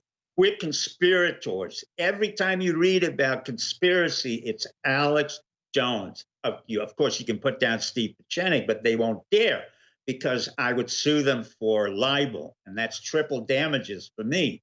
But my point to you is that this is the course of action that occurs when you feel entitled, when you are arrogant, and when you're incompetent. The three elements of self-destruction. Well, look at this video of them last night. They look like clowns. No one's even there. They're bowing. I mean, if I was producing a comedy movie like Spinal Tap, that's a masterpiece, watched it again last week, with top actors could not come off this wooden, this fake, this disingenuous. I mean, they are so bad, they're good. I mean, they are so pathetic, it's a masterpiece. Well, you hit it on the head. It's the three stooges, but now you've got the Democratic stooges. Each one is dumber than the other. Each one is a greater pathological liar than the other. Remember, Trump was accused of being the master of a reality show, and that this president looks like he's running a reality show. That came from the great words of one of our Secretary of State, another pathological liar from Yale. And Trump is. He's running it 1,000 times better than they are. Well, act in a certain way. You can act incompetent or act as if you're disarrayed. But when you start arresting people, that's your opposition. If I were in the opposition, I'd say, wait a minute, we got a problem here. They don't do that because basically every one of their operatives are highly paid. There was never accountability. None of them have ever put in a president. Obama was a freak of the CIA, black, lying, homosexual, complete farce, who then calls our president a farce. And then delivers Michelle Obama, a total nobody, who was already threatening Harvard and Princeton. What do you think of Big Mike? That's her nickname now. What do you think of Big Mike? I think she is exactly what she is. She's a asexual individual. I got to be careful. Hold on. We're going to come back with her threat to America that things are going to get really bad if we reelect Trump, and the Atlantic Monthly saying they're going to burn the country down. What do we do? I want to talk about this seriously, because I don't want to underestimate the enemy. Hold on. We got to go to break. I don't want to underestimate, because they say they're going to secede if Trump wins. So what does that look like? We're going to talk about Big Mike when we come back. And now the heavyweight champion of the world, weighing in at an astounding 240 pounds of pure linebacker muscle, Big Michelle Mike. No, seriously. Joan Rivers came out, had just officiated over a gay wedding right before she died. And she said, listen, we don't need a first gay president. Obama's gay, and Michelle's a tranny. Now, that's Joan Rivers, the big liberal. She was dead a few months later. But we do have all this footage of clearly Michelle Obama likes to have like a big rubber snake you can buy at the store in her pants. That's all I'm saying. I'm not saying, there it is right there, a roll of quarters, adjusting it. I'm not saying that she's a tranny. I'm not attacking her for that. I'm just saying she's got bigger shoulders than Obama. And, the word is, Barry's dad was a famous communist pornographer and all the rest of it, Frank Marshall Davis. This is a short segment, but Dr. Steve Pachinik, best-selling author, researcher, psychiatrist, what do you make of the phenomenon of it being the #1 thing on Twitter the other day, Big Mike, people thinking that she's a man? I just see this as the public not trusting anything we see from this group. I agree with you. First of all, in order to understand Big Mike or Obama, you've got to go back to a woman by the name of Valerie Jarrett, an African-American, but not completely. This was a woman whose father was in the CIA and a physician in Iran, and Valerie Jarrett was born in Iran. So you get a CIA operative coming into Chicago and picks another CIA operative or covers for that CIA operative, Obama, or Barry Sorrell, whose mother was CIA in Indonesia, and maternal grandparents worked under me at the East-West Center, which was CIA. So what you have here is the old CIA coming to the foreground. That's why Brennan becomes an important I was about to element. say, why are they obsessed with that? Because I've researched it. I can't figure it out. In Indonesia, he wrote that he had a transsexual nanny. Well, let's for a minute forget the transsexual part and focus on the part where they really want to take down the government, and where the beginnings of this went on, let's say, from the 9/11. What you're seeing is the aftermath again of 9/11. The agency trying to come back, trying to make a coup. We have not cleaned out any of the CIA. We've not. So what you're saying out is it's military corrupt, crazy, deep state elements trying to use their leverage inside government to overthrow the republic. Correct. And we've been saying it for over 20 years. And unfortunately, as I said in your last show, I would have hoped Trump could clear it out faster than he is now, but he is starting to clear it out piece by piece using the law, which is another very effective way. I would not have used the law. I would have used executive power. Now, in terms of Big Mike or Obama, that show and that charade will never continue, because clearly it's already been exposed. But they don't care in the sense that I was about to say Obama was on a radio show and made a joke about Big Mike.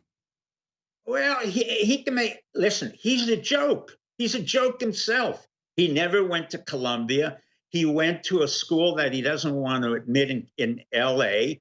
He went to maybe Harvard, where he basically couldn't get into Harvard. He came out of a private school in Hawaii. His mother was a CIA white woman operative, and his maternal parents, grandparents were CIA. So there's nothing about him that's really sui generis real. He's phony, and he knows it. But he plays that part. It's become part of his own reality. It's like being an actor in a show. So he's got Big Mike, or whatever you want to call it. You got Valerie Jarrett, who's your producer. And ironically, Rami Emanuel, the one Jewish guy who had been the mayor, was keeping it quiet to the extent that he could keep it quiet. Once he left, he and his brother, Ari Emanuel, who's head of the William Morris Endeavor Agency, a talent group, they just went off to the side and spent their own life the way they wanted to. They made their own millions without having to worry about where the money was coming in. For Obama, he wanted to leave a legacy, which will be kind of a joke. But the reality of the moment is so serious that All right, let's Trump talk about the reality of the moment, and I'll stop joking in 60 seconds under Steve Pieczenik. StevePieczenik.com is our guest. Stay with us. Bookmark that site, StevePieczenik.com. All right, under Steve Pieczenik is our guest here, and we can joke around about Obama and Pelosi and Biden not being able to talk, but there's a frighteningness to the incompetency and the delusion and the disconnect and all the weird little sycophants that carry around these relics. I don't even say relics because of their age, whether they're young or old. These operatives are so, not just in the past, they're in their own delusional phantom zone, not connected to reality. And then I see the talking point start about a year ago, get intense 6 months ago, and now crescendo the last month. Trump's going to contest the election. We got to have 25th Amendment, or we got to have riots to remove him. And then if he doesn't step down, we're going to have the states secede that are blue or have popular vote. And we're going to have our own inauguration. And I'm reading this in the New York Times, in Atlantic Monthly, in the CFR, meaning that's what they want. And then Pelosi comes out on TV a month ago and externalizes it. And then when that happens, every one of the pundits, from Van Jones to Senator Schumer to Hillary, they all come out, to Eric Holder, and regurgitate this and say, we're normalizing it, we're going to secede and take the country with them. And we're back to the early 1860s, Dr. Pieczenik. So this is serious. If they even attempt this, it could really hurt the stock market, hurt the country, break it up. I mean, we can't just let them criminally claim that they're going to take states that Democrats win and break away from the nation. Let me say the following. Number one, that's never going to happen because they're not capable of doing it. A governor cannot secede. We have about 75,000 troops already deployed all over the United States to make certain that no military coup or civilian coup is attempted. So from that point of view, I'm not concerned. From the point of view that they're making a lot of noise and they're more desperate than they have been before, I do agree. That noise in some ways is affecting the market, but believe it or not that much of the market. Because our market and the specific companies have been fully valued. Think of this for a moment. I'm a day trader, and I'm saying to you that in the middle of a pandemic, in the middle of economic problems, we have stocks that are fully valued to a couple of hundred points, and they're not going up or down because their value went up as a result of Trump. If Biden gets in, I will summarily tell you we will have a crash, but there's no way Biden's coming in. The reason for that is very simple. The fact of the matter is the number of people who've supported Trump has never really been calculated very accurately. Many of them are really what we had in the Nixon administration, what we called the silent majority. But when you drive around in the South, when I drive around in the north central part of Florida and elsewhere, you will see more Trump signs than you've ever seen in your life. Plus, you have very serious contenders who are staying quiet. Are they going to attempt anything that will overthrow the government? No. The reason for that, very simple. They are basically the welfare victims of their own salaries. What do I mean? Dianne Feinstein, 85 years old, 30 years in the Senate, became a multimillionaire out of corruption and deviance. Nancy Pelosi, as dumb as the day is long, former Italian mafioso, the mafia family, multimillionaire, and wants to remain there for the last dying breath. And I can go on with Schumer. And as I said to you, the old Jewish-Italian alliance that really arose from the mob days in the 1940s and 50s when the Jews, Meyer Lansky, Luciano, and eventually they took it over in politics, those days are gone. And what we're getting instead now is we're getting, surprise, Trump, a non-politician. Guess what? We're going to probably one day get Jared Kushner or an Ivanka. And the reason for that is he's opened the pathway for business people to understand that the republic is based on one simple principle and one simple religion: serial capitalism. What I used to do is serial angel investor, creating Sure, it's companies. reinvention. It's always been on the cutting edge of global development and innovation. Correct. And that's what we don't have in the Democratic Party. Never once have they talked about serial capitalism. Not once have they talked about building companies that at the level that they should exist, not the transnational corporations, but the small mom Sure, and let me, pop well, they're shop. definitely waging war on this. What do you see happening to the Democrats, even when, I agree, lose this election? What do they do? Because they're clearly trying to bring the country down to have a Marshall Plan that bails them out, and then they blame the COVID hoax they've created on what created the collapse, but really it was them. What happens to them? What happens to the Chinese communists? What happens to anybody when they arouse the crowd is the crowd eventually devours them.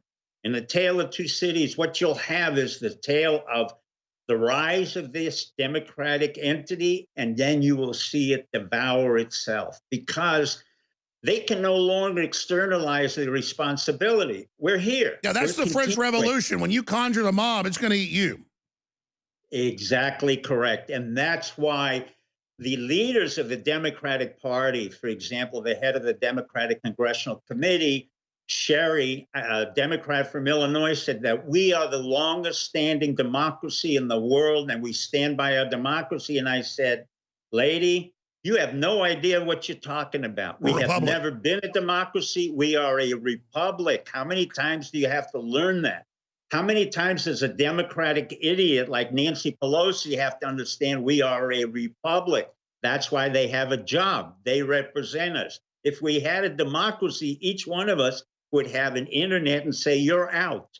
And that was exactly what Hamilton and Benjamin Franklin. Because somebody like the Democrats would come along and fool everyone into mob rule. And again, we would get the French Revolution 2.0.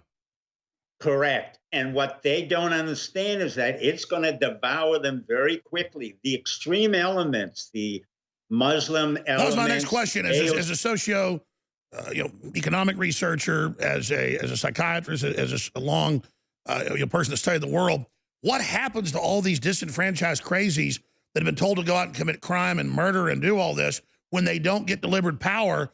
How do they then eat the Democrats? What does that look like? What it looks like is they take out their own leaders, number one. In this case, they're not going to kill their leaders because they're not that ruthless. Basically, the Nancy Pelosi's, the others, the Feinstein, the Schumers, and all of them will be replaced by the AOCs and by a whole bunch of new people with new representation, which has no relevance to the growth of America. And so that to me would really kill the Democratic Party or push it into only a few cities. What comes out of that? The Republican Party splitting or a new populist party? I mean, because we need two parties. We're going to have more than two parties because, in effect, right now, when the Constitution was created, we had two parties. But the founding fathers understood very clearly we would have a republic where we might have more than two parties. So as things get more complex, it moves more towards a parliamentary where there's like five parties? Right, but it becomes more efficient. What happens now is that we're beginning to understand what we need and don't need. Ironically, here I trained at Cornell, Harvard, MIT. What's missing? Cornell can't bring in students to the class, so they're going to have financial Did you see problems. where Stanford and others are going to stop even doing entrance exams? Correct. I saw that. So what happens in effect, we're getting rid of the tenured professors. We're getting rid of the nonsense that came out of all these so-called elite colleges. And guess what's happening? I've talked to all these young people in the South, and they're interested in getting trades, going to community college. They're not even interested in going to the University of Florida. And there's one university in Florida that charges $65,000 a year in Jacksonville. Can you believe that? Those days. I will do one more segment and give us your view before Deanna Lorraine comes in here about how the Renaissance is coming and what people can invest in your humble view, and what the future is. But I agree. I know people that have trades that make more money than people that have 2 or 3 mainline degrees So what happens to the old mainline degrees in this system? And where do you see this global COVID lockdown going, which people are resisting, but they're trying to still keep in place, pushed by the Chi-Coms, with Fauci saying the Chi-Coms are who we get our orders from. Absolutely incredible. Stay with us. Final segment with Dr. Steve Pieczenik, stevepieczenik.com. Don't forget our websites, Infowars.com, Newswars.com. It's an act of revolution to share those links, and ban.video. All right, Dr. Steve Pieczenik's here with us for one more segment. And he's a psychiatrist. He ran psychological operations. He did regime changes, you name it. But I don't need to have a psychiatry degree to see mind control. The UN comes out. They say China's the model. Australia is choking women that leave their houses wearing masks. They're saying 8 weeks, you can't leave your house.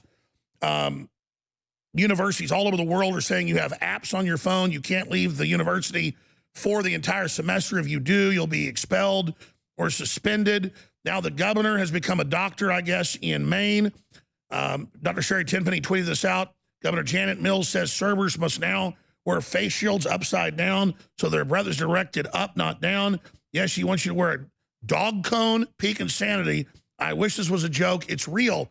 Clearly, when cults start to implode, they try to keep people on the reservation. So as the authoritarian universities implode, the big prestigious ones, and as the blue states and blue cities do, they're just recreating number one rule: only talk to who we say. We're tracking you. Don't leave the farm. But I mean, this is just outrageous. What the hell is going on? Because I read where under the NIH and Fauci, they've got Yale and a bunch of things, psychiatry and psychology departments studying how to make the public submit, and they're not even denying it. And they admit it's all about us submitting. And Fauci admits that wearing the mask is about us submitting to them. They're not even hiding it. This is what is going on here. What's going on here is pretty much the last phases of the Democrats, the federal government, as we know, the left wing. And what do I mean by that? I don't see this as disastrous. As a matter of fact, I see this as pretty optimistic. Number one, Christian leaders have come out to the forefront and basically said to the state governors, Newsom, we're going to pray on the beaches. Same thing in New Orleans, same thing in the South. So the leaders of this country are going back to what we originally were, Judeo-Christian leaders, and reaffirming the integrity of their citizenship. Number two, so what you're saying is the pressure they're putting on us is going to make us stronger if we resist. Correct. And each time I want them to put more pressure because it allows them to self-destruct and us to become stronger. For example, you and I have lasted 20 years. We haven't gone down in the population that we address. As a matter of fact, gone up since 9/11. So the more they attack us, the better it is. Number three, the notion that we have these elite universities with tenured professors who also have unions, that's finished. And so what we're getting exactly, these are desperate unions trying to make the lowest level cult slaves. That'll work a while, but backfire. So predict what's coming and how people position themselves for a successful, good, happy life. I was involved with Jonestown. And when I had to be flown there, I couldn't believe it. I didn't even have to leave the United States. They self-destructed. And that's where the Democratic cult party is going. They are in the process of self-destruction. They do not understand what the Republic is. They do not understand what small businesses are. They do not understand what serial entrepreneur is. They do not understand how to build a country. We are based on business. So we're reifying the notion of a man of business. I don't care if he talks for 15 hours. The point of fact is he has done more than any of the other Trump gets stuff done. That's what matters.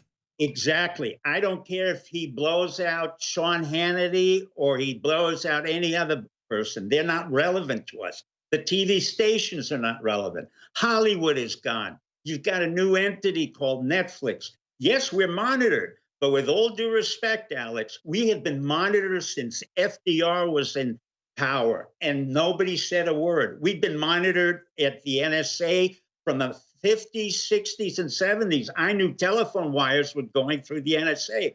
The problem with all of that is not our problem. It's the problem of the listener.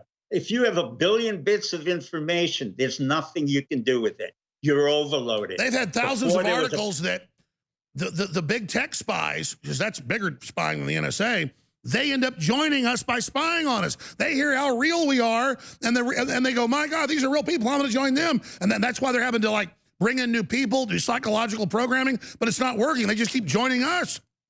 Exactly. And what happens within their own Google, the workers are saying, look, we don't agree with your position, and this is what we want. So what's happening is there's a recapitulation of the revolt within big tech. In other words, big tech is the same dynamic as the Republic. It just gets bigger. It has internal conflicts. The internal So conflicts. we had it easy too long. This communist globalist assault is only going to make us stronger if we recognize the attack and don't give up and decide to fight. Correct. But honestly, communism is dead. China is basically. No, I agree. But what would you call this thing then? Just dysfunctional insanity? I mean, what is it? No. What I would call it is the end of an era. It's the era of self-destruction, where the universities went out of control, the Democratic Party went out of control, where our war machinery is no longer viable. You've got to remember one other thing. We have 2.2 million men who absolutely will do nothing. We're no longer in kinetic warfare. Who stopped that? Trump. Who said we're no longer going to be in Iraq and Afghanistan and Syria? Trump. Who wanted to have cyber communication and has an effective cyber attack system that nobody's even talked about, because I happen to know that General Nakasone is running a very effective cyber attack against China and other countries. So what's exactly. So Trump got the globalists were pinning us down in these wars to debilitate us and to secure Chinese rare earth minerals. So Trump's obviously listening to some smart people. I don't want to get those folks in trouble, but I mean, who are those smart people? What type of folks are they? They're people who are committed like you and I to the Republic. They are the people who are willing to take all kinds of offenses and, insults. It doesn't matter to us. But what he's looking at is the viability of entities in and onto themselves, i.e. a business. Or he wants and putting to make government sure into that model. What works, what's good, what's effective, what helps? Correct. Well, the model, let me be very frank. I have never been an aficionado of the Constitution. The reason for it, it's outdated. And what's happening now is we're coming into a new realism, a hyper-realism, where the states become more important. The devolution of power from the federal government, I told you, is happening very quickly, except for one thing. The paradox is that Trump is very strong as a president. The subsequent president will never be as strong as Trump, because now he will make sure we're independent. We broke away from China. Our medicines are made in the United States. Our products are made in the United States. So you need a strong leader to create the de-evolution of power back to the people, but then like Washington, the leader blows it up when he leaves. No, because he is I'm saying he blows up the strongman archetype. I'm just saying, like, correct. That's correct. It will go on to Pence. From Pence, it will go on to Ivanka or Jared Kushner. And we will remain a viable country and a great country. I have no fear. So we're almost out of time. Thanks for joining us. Let's come back next time and talk about the future as well. SteveMcChinnick.com, amazing hour. Thank you so much. We're going to come right back with Deanna Lorraine, who's a great reporter and journalist and activist. And, we're looking to get her doing some reporting for us. We want to expand a lot of our operations here, especially through the election. We're going to have her in studio. There are, of course, those who do not want us to speak. Just let me think. In fact, even now, orders are being shouted into telephones, and men with guns will soon be on their way. It's Chancellor Sattler. Damn it. Why? Because while the truncheon may be used in lieu of conversation, words will always retain their power. Words offer the means to meaning, and for those who will listen, the enunciation of truth. And the truth is, there is something terribly wrong with this country, isn't there? You designed it, sir. You wanted it foolproof. You told me every television in London. Cruelty and injustice, intolerance and oppression. And where once you had the freedom to object, to think and speak as you saw fit, you now have censors and systems of surveillance coercing your conformity and soliciting your submission. We need cameras. How did this happen? Who's to blame? Well, certainly there are those who are more responsible than others, and they will be held accountable. But again, truth be told, if you're looking for the guilty, you need only look into a mirror. I know why you did it. I know you were afraid. Who wouldn't be? War, terror, disease. There were a myriad of problems which conspired to corrupt your reason and rob you of your common sense. Fear got the best of you, and in your panic you turned to the now High Chancellor Adam Sutler. He promised you order, he promised you peace, and all he demanded in return was your silent, obedient consent.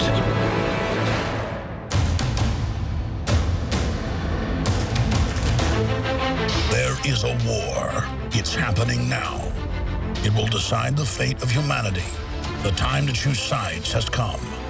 We are the resistance. We are the info war. Taking Back America. That could be the name of a show.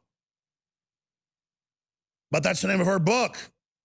Dana Lorraine's a talk show host, author, ran for Congress up against Pelosi, did a great job. And she's here with us in studio for the next few days. It's good to have her. Thanks, Alex. Well, you're going to be hosting part of the next hour, because I mean, you can host the whole hour if you want, but I'll be happy to sit with it if you want. Okay, stick with me for a little bit. No, we're going to do it. I mean, you wanted to get into the train wreck that was last night. Yeah. So we'll start doing that next segment. But first off, what do you make of Steve Bannon getting indicted?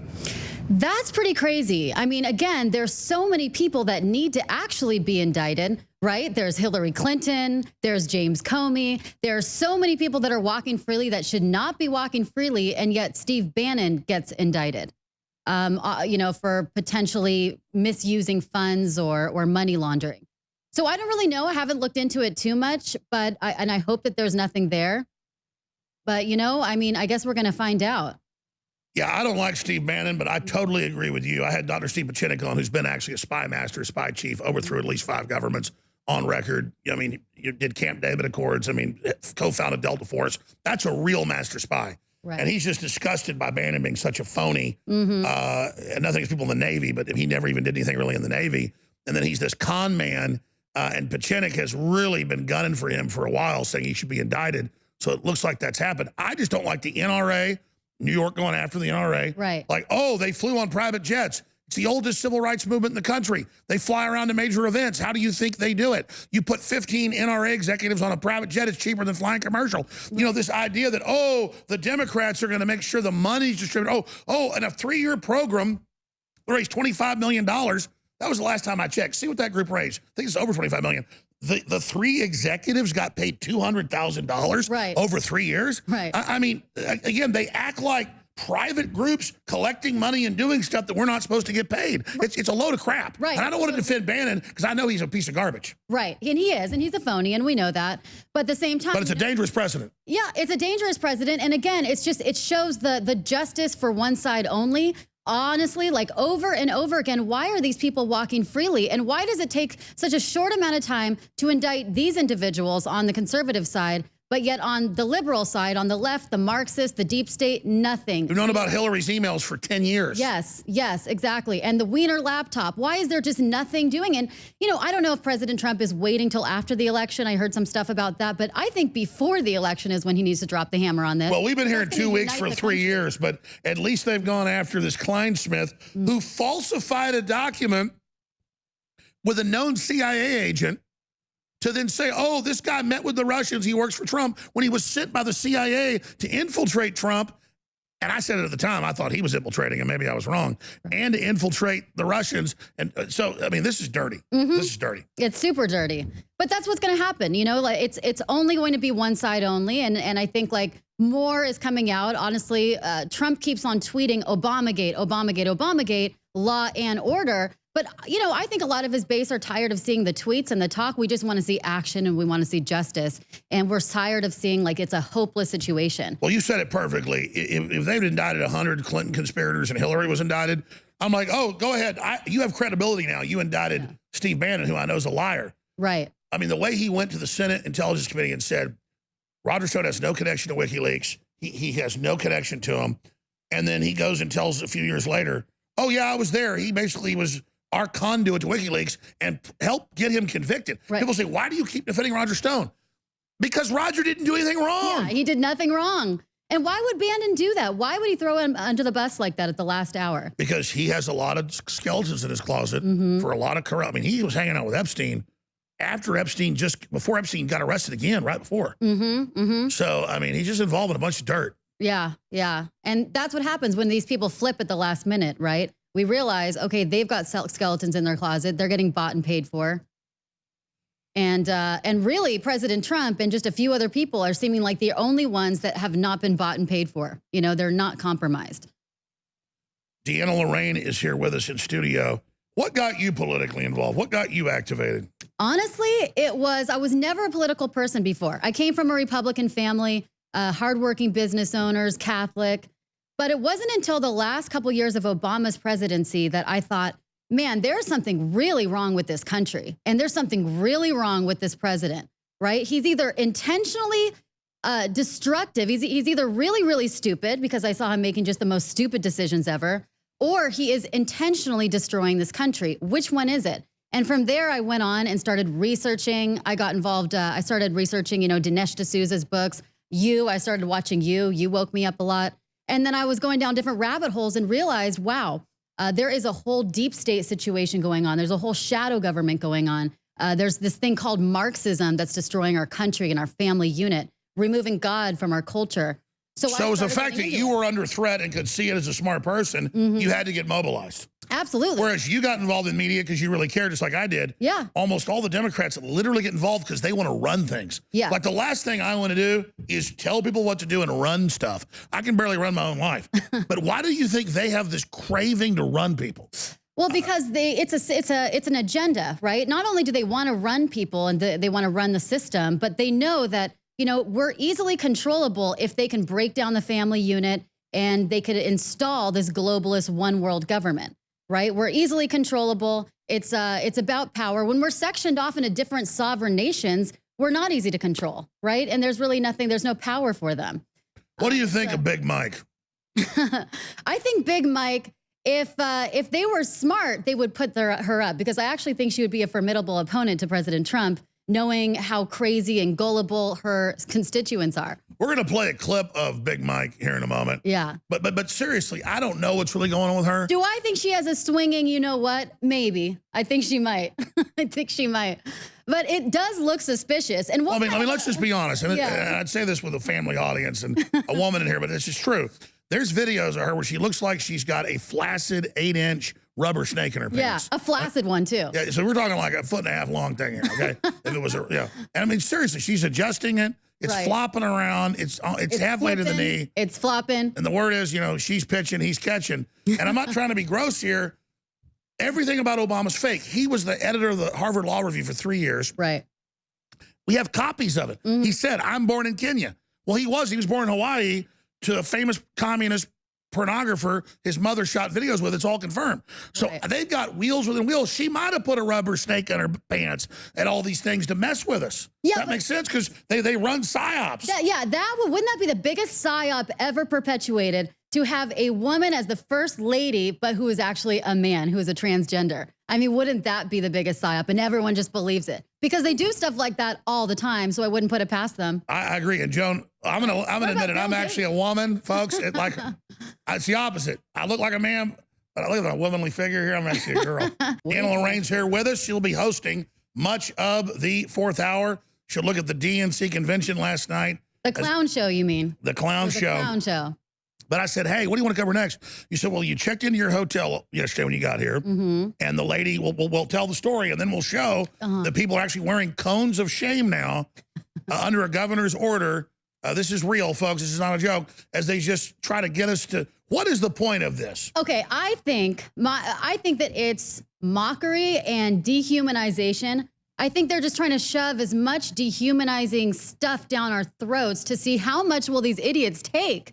I think they're just seeing, will these idiots just keep on accepting this and accepting this? They're going to literally walk around with a dog cone, okay, in public, and they're just going to take it. I think that's what they're doing, and pushing it and seeing the more that we take, the more ridiculous things that we take, the more they can push on us, because they know the psyop, the mental psyop is totally complete.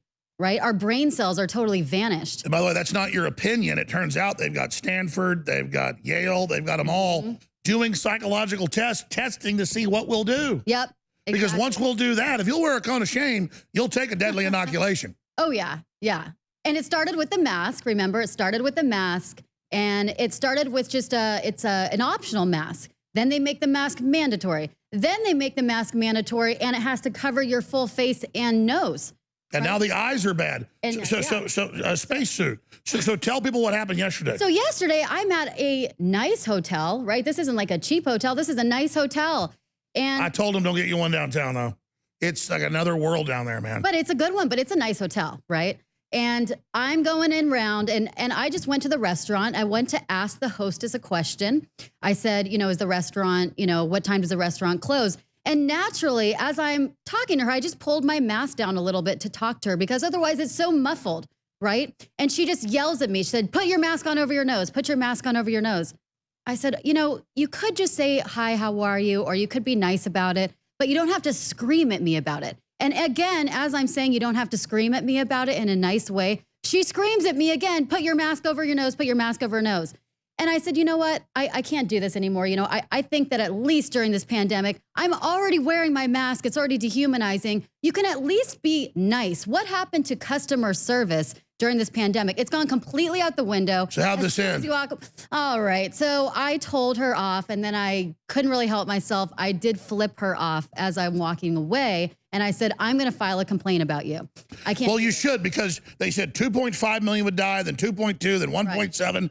And they used all the dead numbers of other people. Yep. And there's a lot of weird pneumonias out there, and people always die, but it's a hoax. Yep. It's a hoax. And then they just sit there, but the left gets into it like their submission is cool. No, it's not cool.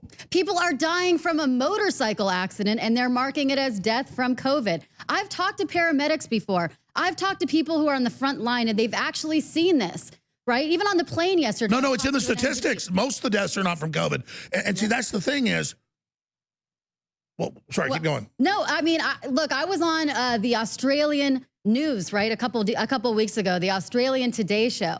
And as soon as I started getting into the real death numbers and the presumed deaths. They cut you off. And they cut me off, and they said it was a bad feed. Right? And I talked about the president of Tanzania, how he's actually a scientist, and he sent in non-human samples, testing a goat, testing a pawpaw, and it comes back positive. You can't make this stuff up, but you can. They're making it up, and yet the psyop continues. I have a friend actually that tested for COVID, which I told her not to, but she's a liberal, so she tested for COVID.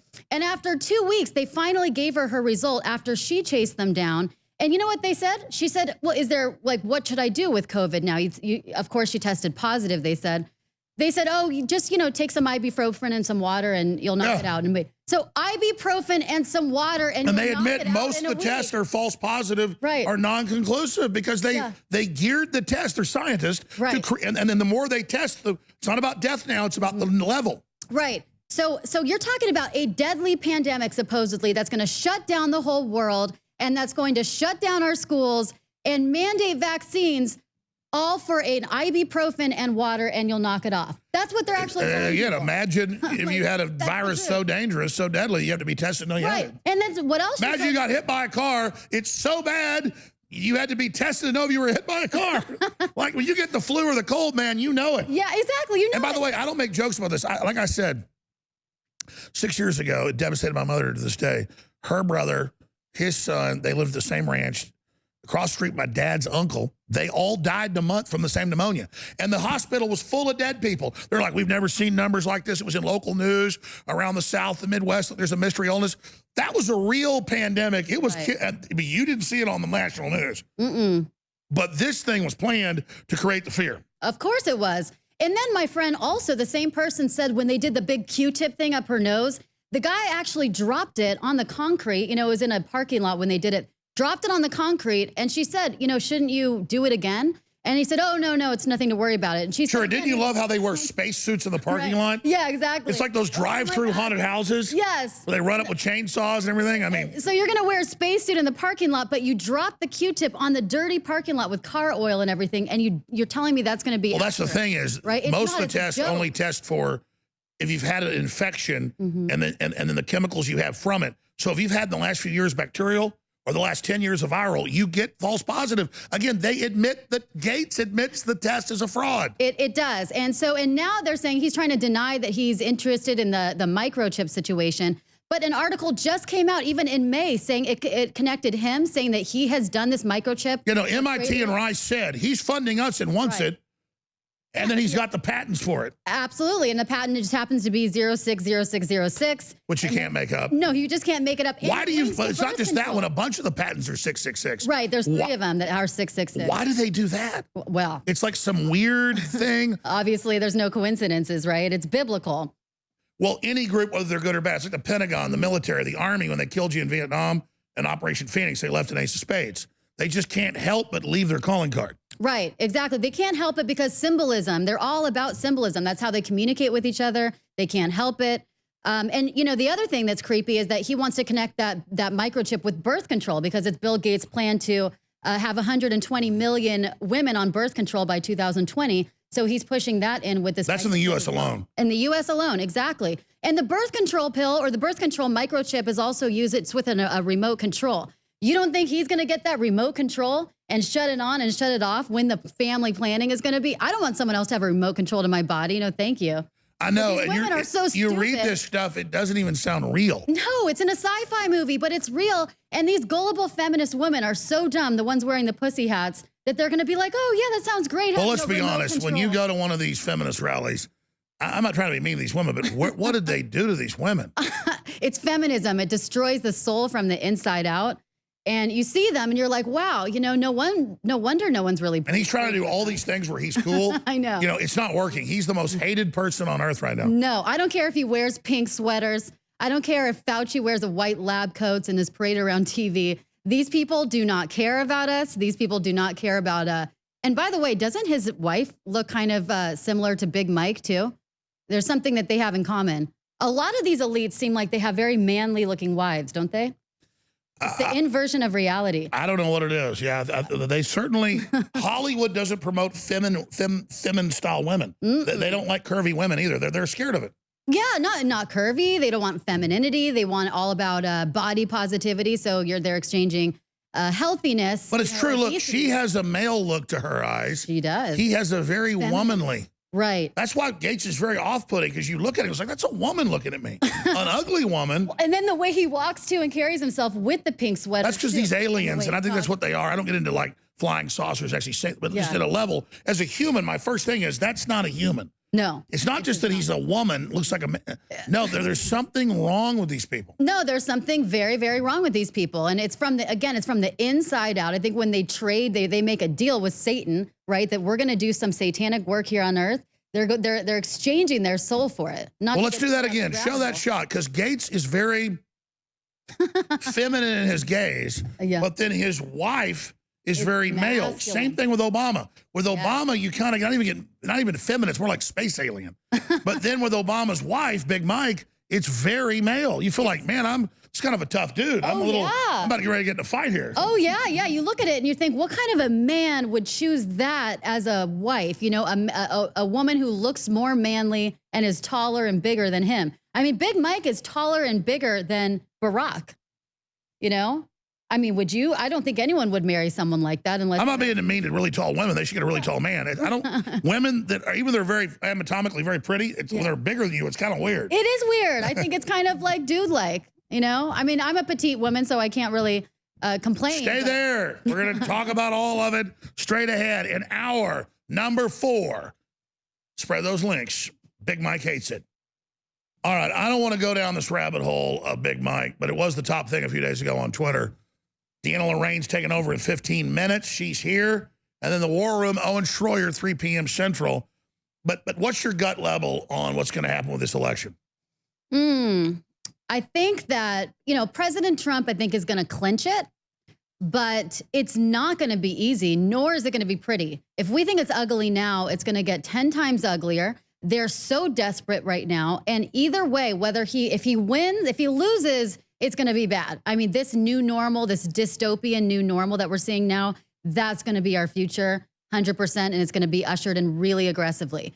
And if he wins, though, it's going to be also massive civil unrest because they're not just going to lay down quietly. You know, the deep state, they're not going to lay down quietly whatsoever. They're going to keep on going, and it's going to create such a huge, you know, they're going to try to overthrow the results. They're going to try to contest it. They've said they're going to have states secede. Oh, yeah, exactly. Right. And try to sort of get the military to get Trump out of office. I mean, it's really scary either way, but I still think he's going to clinch it. But here's the thing. I think he needs to not take his base for granted. He needs to energize his base. He needs to be that Trump that we know. I think he started doing that the last few weeks. Yeah, finally, yes. But for a little while, I was getting a little nervous. I love President Trump, but you know, I felt like his energy was kind of lower, and he was going along, you know, kind of with the COVID stuff. And I just want him so badly to just blow the lid off the COVID hoax, don't you? I just want it totally blown off with evidence, with a parade of. I like what the Republican Party chairman of Texas, great former congressman, Alan West, has come out and said COVID is an overreaction and a bunch of hoax. Yeah, I mean, absolutely. And you know, why does he still have Fauci in there too? That's the thing. You know, why doesn't he replace Fauci with some of the doctors from like the frontline doctors who actually know what they're talking about, who have actually treated COVID patients, hundreds of them, and with HCQ and everything? Trump is starting to do that. The media will give them no attention. They're not going to give him any Fauci attention. went under the knife for a throat polyp. I'm really happy with God that he came out of it. Well, an actual photo of Fauci right there. There's a good one. I love that doctor though, the Stella Emanuel. She's pretty cool. Oh yeah. But no, I mean, like, how could he argue if he did like a 2-week long of COVID press conferences where he's forcing the public to watch him while he's blowing the lid up of the mask situation, of the vaccines, over and over, everything, every part of this hoax. Wouldn't that be great? I mean, what's better than the president of the United States blowing the lid off this? Because then other countries could follow that also want freedom. And one of the things I pinch myself on when I go in there and go, all these doctors have been banned off YouTube and Twitter for saying treatments they've done are successful. I can't even believe it's happening. Thank God we have banned out video, but they've really done it to hundreds of prominent people. How dangerous is that? It's really, really dangerous. And this is what's happening, though. This hoax continues. And as it continues, we live in more of a nightmare because they are, meanwhile, restricting our freedoms more and more. They're tightening the ratchet on us. The schools are reimagined. I mean, you've looked at the schools now, right? Like 6 kids to a class, a mask all day. They have to play alone with a ball. They can't even go to lunch. That's child abuse. They've been put into prison. Yeah. You've got the clip coming up where the 2-year-old won't wear the mask, so they're thrown off the plane. Right, exactly. The 2-year-old is getting thrown off the plane. Look at this. The kids are being taught to be total prisoners. Right. This is so scary. This is such child abuse. Imagine the psychological trauma these kids are experiencing. When they grow up, they're going to learn not to touch anyone, not to hug anyone. They're going to have to basically feel like they're wearing a scarlet Which statistically makes you incredibly unhealthy and suicidal. Oh, yeah. They're being taught how to commit suicide. Yeah. They're going to be washing their hands every 2 seconds with hand sanitizer, walking around in a bubble. The other day I saw someone was carrying a child, like a 1-year-old, and he had one of those big plastic bubbles around him. And I thought, wow, imagine going through your life with your eyes looking out at the world. All because you follow the Democrat cult that's run by the Chi-Coms. Exactly. And look, notice it's Asia. What's up with Asia? They seem to be the spear tip of this. But meanwhile, they're like partying in Wuhan, right? A couple of days ago at this big dance party and floatables in the pool and everything. Why aren't we partying like that? We can't even go to church now. We can't even sing in church in California. Education and enclosure. It's all just to see what we will accept. What we will put up with. Exactly. Like the kids in cages. These are kids in cages. Why aren't we talking about these kids in cages? How is that? You get me any child. Deanna Lorraine, stay right there. Aha. Show up on time. That's right. You do. Yeah, baby. Back in black. I show up. Suit up and show up. Half of life showing up. Exactly. The other half is doing it with a smile. Or with a crowbar. You bring a crowbar, I'll bring the smile. That's good. I'd bring the smile too, but sometimes you got to use a baseball bat. You do, especially with these Marxists. Deanna Lorraine, you're taking over. You're going to host the show the last 3 segments. I really look forward to that. And we're going to have the war room coming up after that and a lot going on today. How do I follow in your footsteps? Oh, yeah. Much easier than you think, I tell you. No, seriously. What are the other topics you're going to cover in the next segment? We're going to be talking about the absolute clown show that was the DNC last night. We had night 1, night 2, and night 3. I don't think they could get any cringier than each night, but yet each night somehow proves me wrong. I don't know about you guys if you watched it or not, but I watch it. It's so surreal. It's so bad that it's like it's so fake. It's beautiful, right? They are masters at being disingenuous and creepy. I think if any, like, look at this. This is, what is this, Arsenio Hall? I mean, this is the weird rap video. They'll play this if you want. Was so bad. Yeah, we got to play this next segment. See, my thing is, though, maybe this is a blessing in disguise, because I don't think, with all the laughter in the background and the applause, and you have huge stadiums filled with people normally. So we normally get to disguise. Look at these two. Right? Oh, these are just clowns. It's like space aliens land. Like, look at this. They even act like they all turn like. He wants to get closer to her than that. If anyone. Oh yeah, they got to do the weird social distance. Yeah, it's like these. I mean, what the hell? If anyone hates social distancing, it's Joe Biden. He can't smell their hair.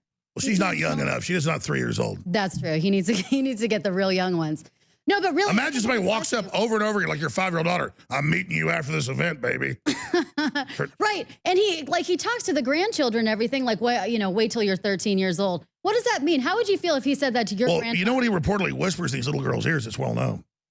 Wait, he says, like, you're turning me on. I'm really horny right now. Ew, sick. Swear to God. That is so disgusting. Can you imagine if he said that to your daughter? What would you, I can't. Well, he's got Secret Service protection, so I'm not going to say it. But. And then you got Kamala. Well, we're supposed to say Kamala. I know. We're supposed to say it, but no matter how. I'm being sarcastic. How did Biden said it wrong? He said it was Biden and it was Tucker. Tucker said it wrong the other night. He always calls her Kamala, and then he got scolded. So when I said Kamala, I'm right. Yeah, I think so. I think we should call her Camel. Well, I like calling her Camel Toe, actually, because that's more appropriate. But no matter how many facelifts she has, she'll never be a fresh face for the Democrat Party. And they keep on lifting her up like she's some sort of fresh face. Same with Joe Biden. How? I feel kind of bad for the younger generation because they were expecting someone new, someone vibrant. Well, that's a real photo they got of them. Being sarcastic. I know, right? Look at that. That's amazing. That is amazing. But look, without the laugh track and without the crowds, we can actually see these clowns for what they really are. And they're naked in all their creepy exposure. And that has been the last 3 nights. It's been a huge gift to the Republican Party.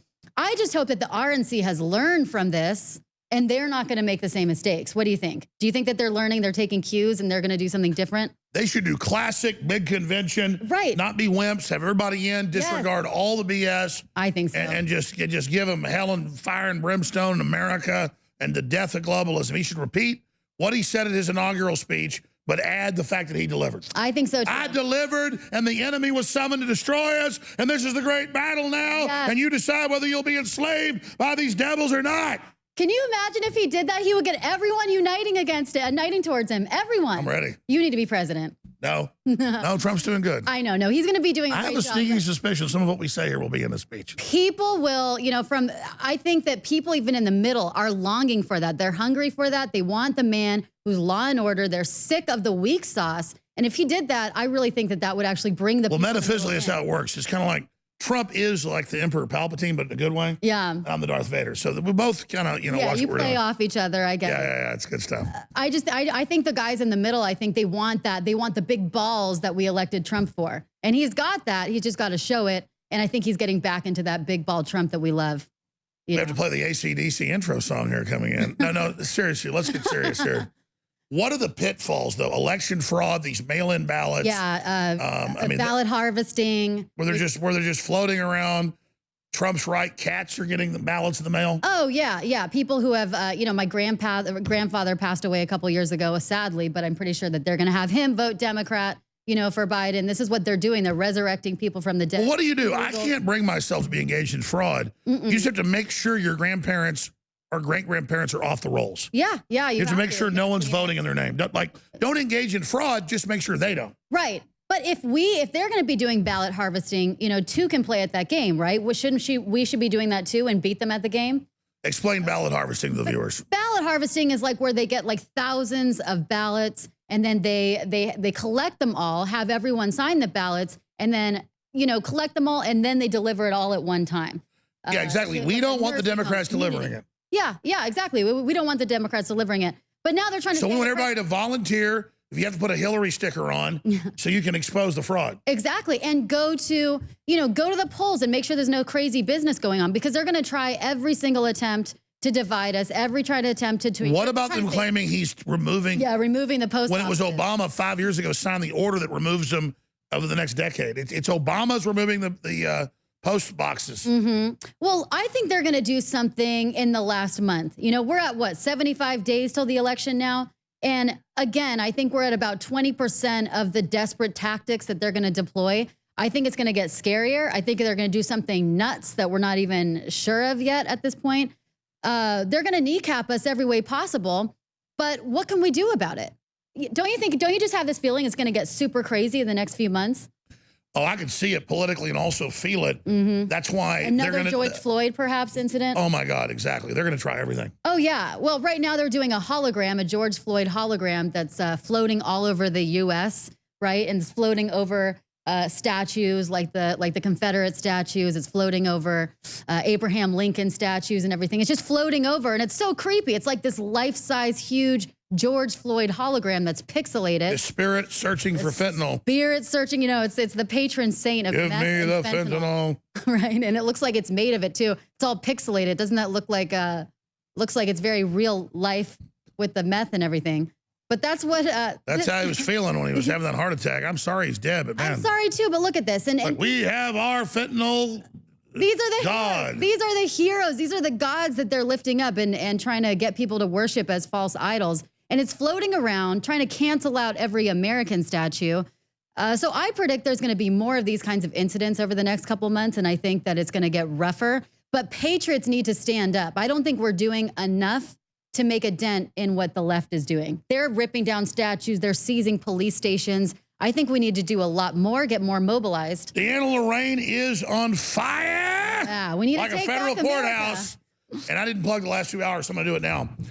We have the best, highest quality storable food. Everybody needs it in times like these to have that emergency box checked off.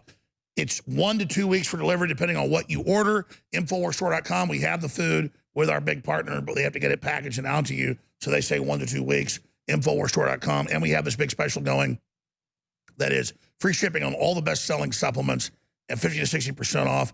And it's your purchase that makes it all possible. Or try out the new activated charcoal toothpaste that we have that is enamel safe as well from Dr. Jones Essentials, also at InfoWarsStore.com. Because it takes a lot of money to pay for this operation, the satellites, the servers, the crew, the legal, the Democrats trying to shut us down. But thanks to you supporting us through all of this, we're still here and in ways stronger than ever. And as the New World Order unfolds, as globalism gets crazier and crazier, as all of this becomes apparent, we have to be on air at those critical points because we're getting stronger, not weaker. People understand we told the truth. They understand the cost, but are they supporting us? Get supplements, get T-shirts, get books, get films, get air filtration, get high-quality storable food you and your family need at InfoWarsStore.com and fund the second American Revolution worldwide. I want to thank you all for your support. Deanna Lorraine is about to take over. We're going to get her right here in the main seat. Right now on the other side. Tell folks to tune in. Then stick around. We're going to go over some craziness. You're going to want to stick around. I'm going to follow up the big guy. No, the big guys in fat. And then the war room's coming up. Welcome back to InfoWars. I'm Deanna Lorraine, your host for today, hovering for Alex Jones, the great. I don't know how I'm going to follow in his footsteps, but I'll definitely give it a try.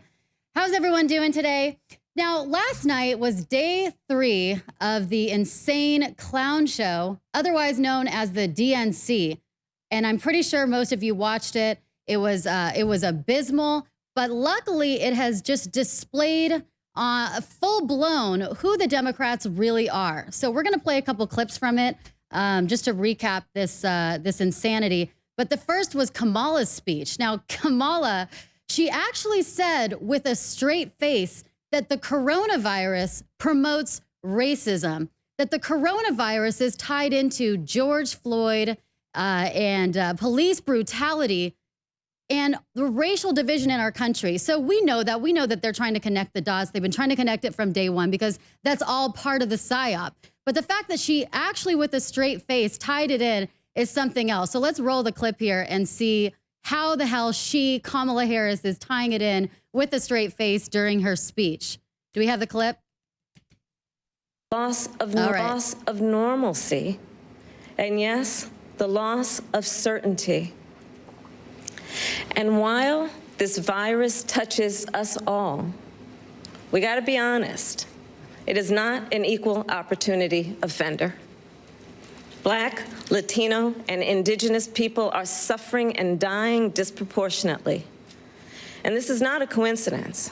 It is the effect of structural racism, of inequities in education and technology, healthcare and housing, job security and transportation, the injustice in reproductive and maternal health care, in the excessive use of force by police, and in our broader criminal justice system. This virus, it has no eyes, and yet it knows exactly how we see each other and how we treat each other. And let's be clear, there is no vaccine for racism. We've got to do the work. For George Floyd, for Breonna Taylor, for the lives of too many others to name, for our children, and for all of us. We've got to do the work to fulfill that promise of equal justice under law. Because here's the thing, none of us are free until all of us. So that was Kamala Harris and the DNC last night. And honestly, that was even worse than I remembered it. She's basically admitting that the coronavirus is a weapon. It's whatever the hell they want it to be. And it somehow sees people and sees and hears how we treat people. It feels people. It somehow knows racism and promotes racial division. She also tied it into police brutality. She tied it into women's reproductive rights. I mean, how many different ways can the coronavirus have a mind of its own? But that's been the problem since day one, and we all know this. This is why it's such a sham. This is why when they install curfews, like in Miami-Dade County, there's an 8 p.m. curfew for the coronavirus. Now, please tell me what kind of a coronavirus, what kind of any virus is smart enough that when you are sitting at a bar at 7:59 p.m., you're totally safe from the coronavirus. All of a sudden at 8 p.m., the clock switches and boom, here comes the coronavirus coming to get you. All of a sudden, you're super contagious for the coronavirus. Have you ever heard of a virus like that? No, you haven't, because it's not real. Just like we've never heard of any kind of a virus that goes around and goes to churches but skips Walmarts, that goes to people's family barbecues but skips Black Lives Matter rallies. We've never heard of any kind of a virus like that that's so sophisticated, so intelligent, and so discriminatory, because it doesn't exist. But I think that it's funny last night that, and I actually got some comments last night from people who were liberals saying, you know what, this is a little bit of a stretch. This is a bit of a stretch. And they're starting to realize, especially with all the constant blaming of the coronavirus and the job loss from President Trump, people are finally, I think, starting to wake up to the reality that this coronavirus is a political weapon used by the deep state. And people are realizing it's all for the purpose of destroying our country. I even had some liberals the other day. I have a couple liberal friends who were friends from college, okay? And they're slowly starting to wake up. One of my friends was walking down the street right along the beach, and a woman screamed at her for not wearing a mask, and she called her a pig for not wearing a mask. And of course, she can't say this to any of her other liberal friends, so she complained to me about it. And she said, you know what, Deanna, I finally am starting to see what's going on here. I'm finally starting to see a little bit what the conservatives have been complaining about this whole time. So I do think as usual, they're overplaying their hand here. But let's go back to Kamala again. We got one more awesome comment from her where she somehow says with a straight face, I know a predator when I see one. Yes, with a straight face, she says, I know a predator when I see one. Can we roll that clip? I have fought for children and survivors of sexual assault. I fought against transnational criminal organizations. I took on the biggest banks and helped take down one of the biggest for-profit colleges. I know a predator when I see one. I mean, you can't make this stuff up, folks. I know a predator when I see one, yet she surrounds herself with predators like Joe Biden, who she actually said last year that she believed Tara Reade. She believed the people who are accusing him of sexual harassment and assault and sniffing women's hair and whatever the hell else creepy things that he's into. And she surrounds herself with Bill Clinton, who we know is a known rapist and pedophile. Okay, all right, sounds good, Kamala. You know a predator when I see one. Well, what kind of an investigator, what kind of a prosecutor are you who understands predators? And this is, again, I think this just on full display, we see the monstrosity, we see the hypocrisy, we see the creep factor of the Democrats on display, because we don't have a laugh track. We don't have fans in the background cheering. We got them on full display in the flesh. And we will be right back with a quick break, and we're going to go into more of this. Welcome back to InfoWars. This is Deanna Lorraine, guest hosting for the great Alex Jones. And we're just doing a little bit of a recap of the absolute freak show that has been the DNC all week long. The DNC over Zoom with no people, no fans in the audience. And what is so fantastic about this is not only it's a gift, obviously, to the RNC, it's a gift to conservatives, but in many ways it is, but it's also, it skins, literally, it's like leaving these liberals, these leftists naked, because there's no laugh track in the background, there's no audience in the background to mute their creepiness. We could just see them in all their creepy glory and all their weird flaws, warts and all. So we're going to go with this clip in a second. We're going to play this clip of a guy who literally his only job was to announce President or Vice President Joe Biden, and he couldn't even say his name right. He didn't even know his name.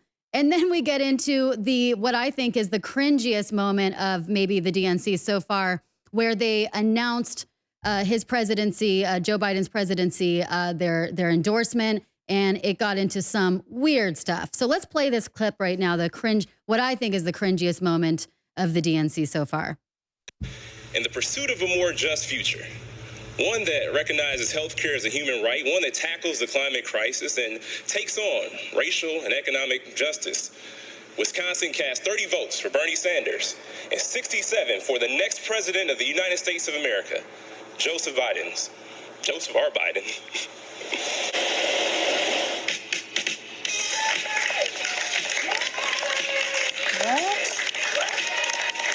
Well, we don't have a balloon drop. Instead, you see that? A digital map of America celebrating Joe Biden as the 2020 Democratic presidential nominee. These are live streams coming in from all across the country. Oh my God, Joe doesn't even know where he is. He doesn't know where he is. People popping out of a library, like with streamers and everything. This is so creepy.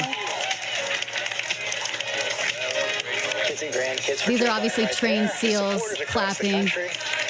Oh my God, how much are these people paid? So weird.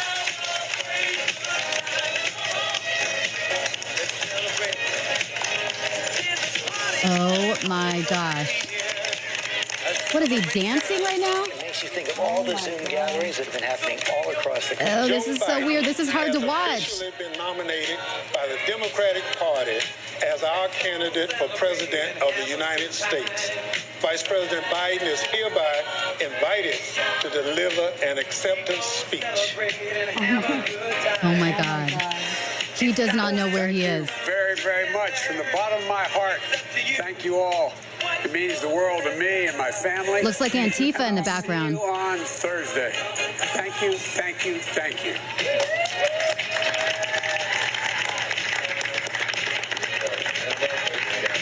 Joe Biden and his family supported his nomination for Democratic. And he's putting on that mask. Democratic nominee for President Joe Biden. We'll be right back.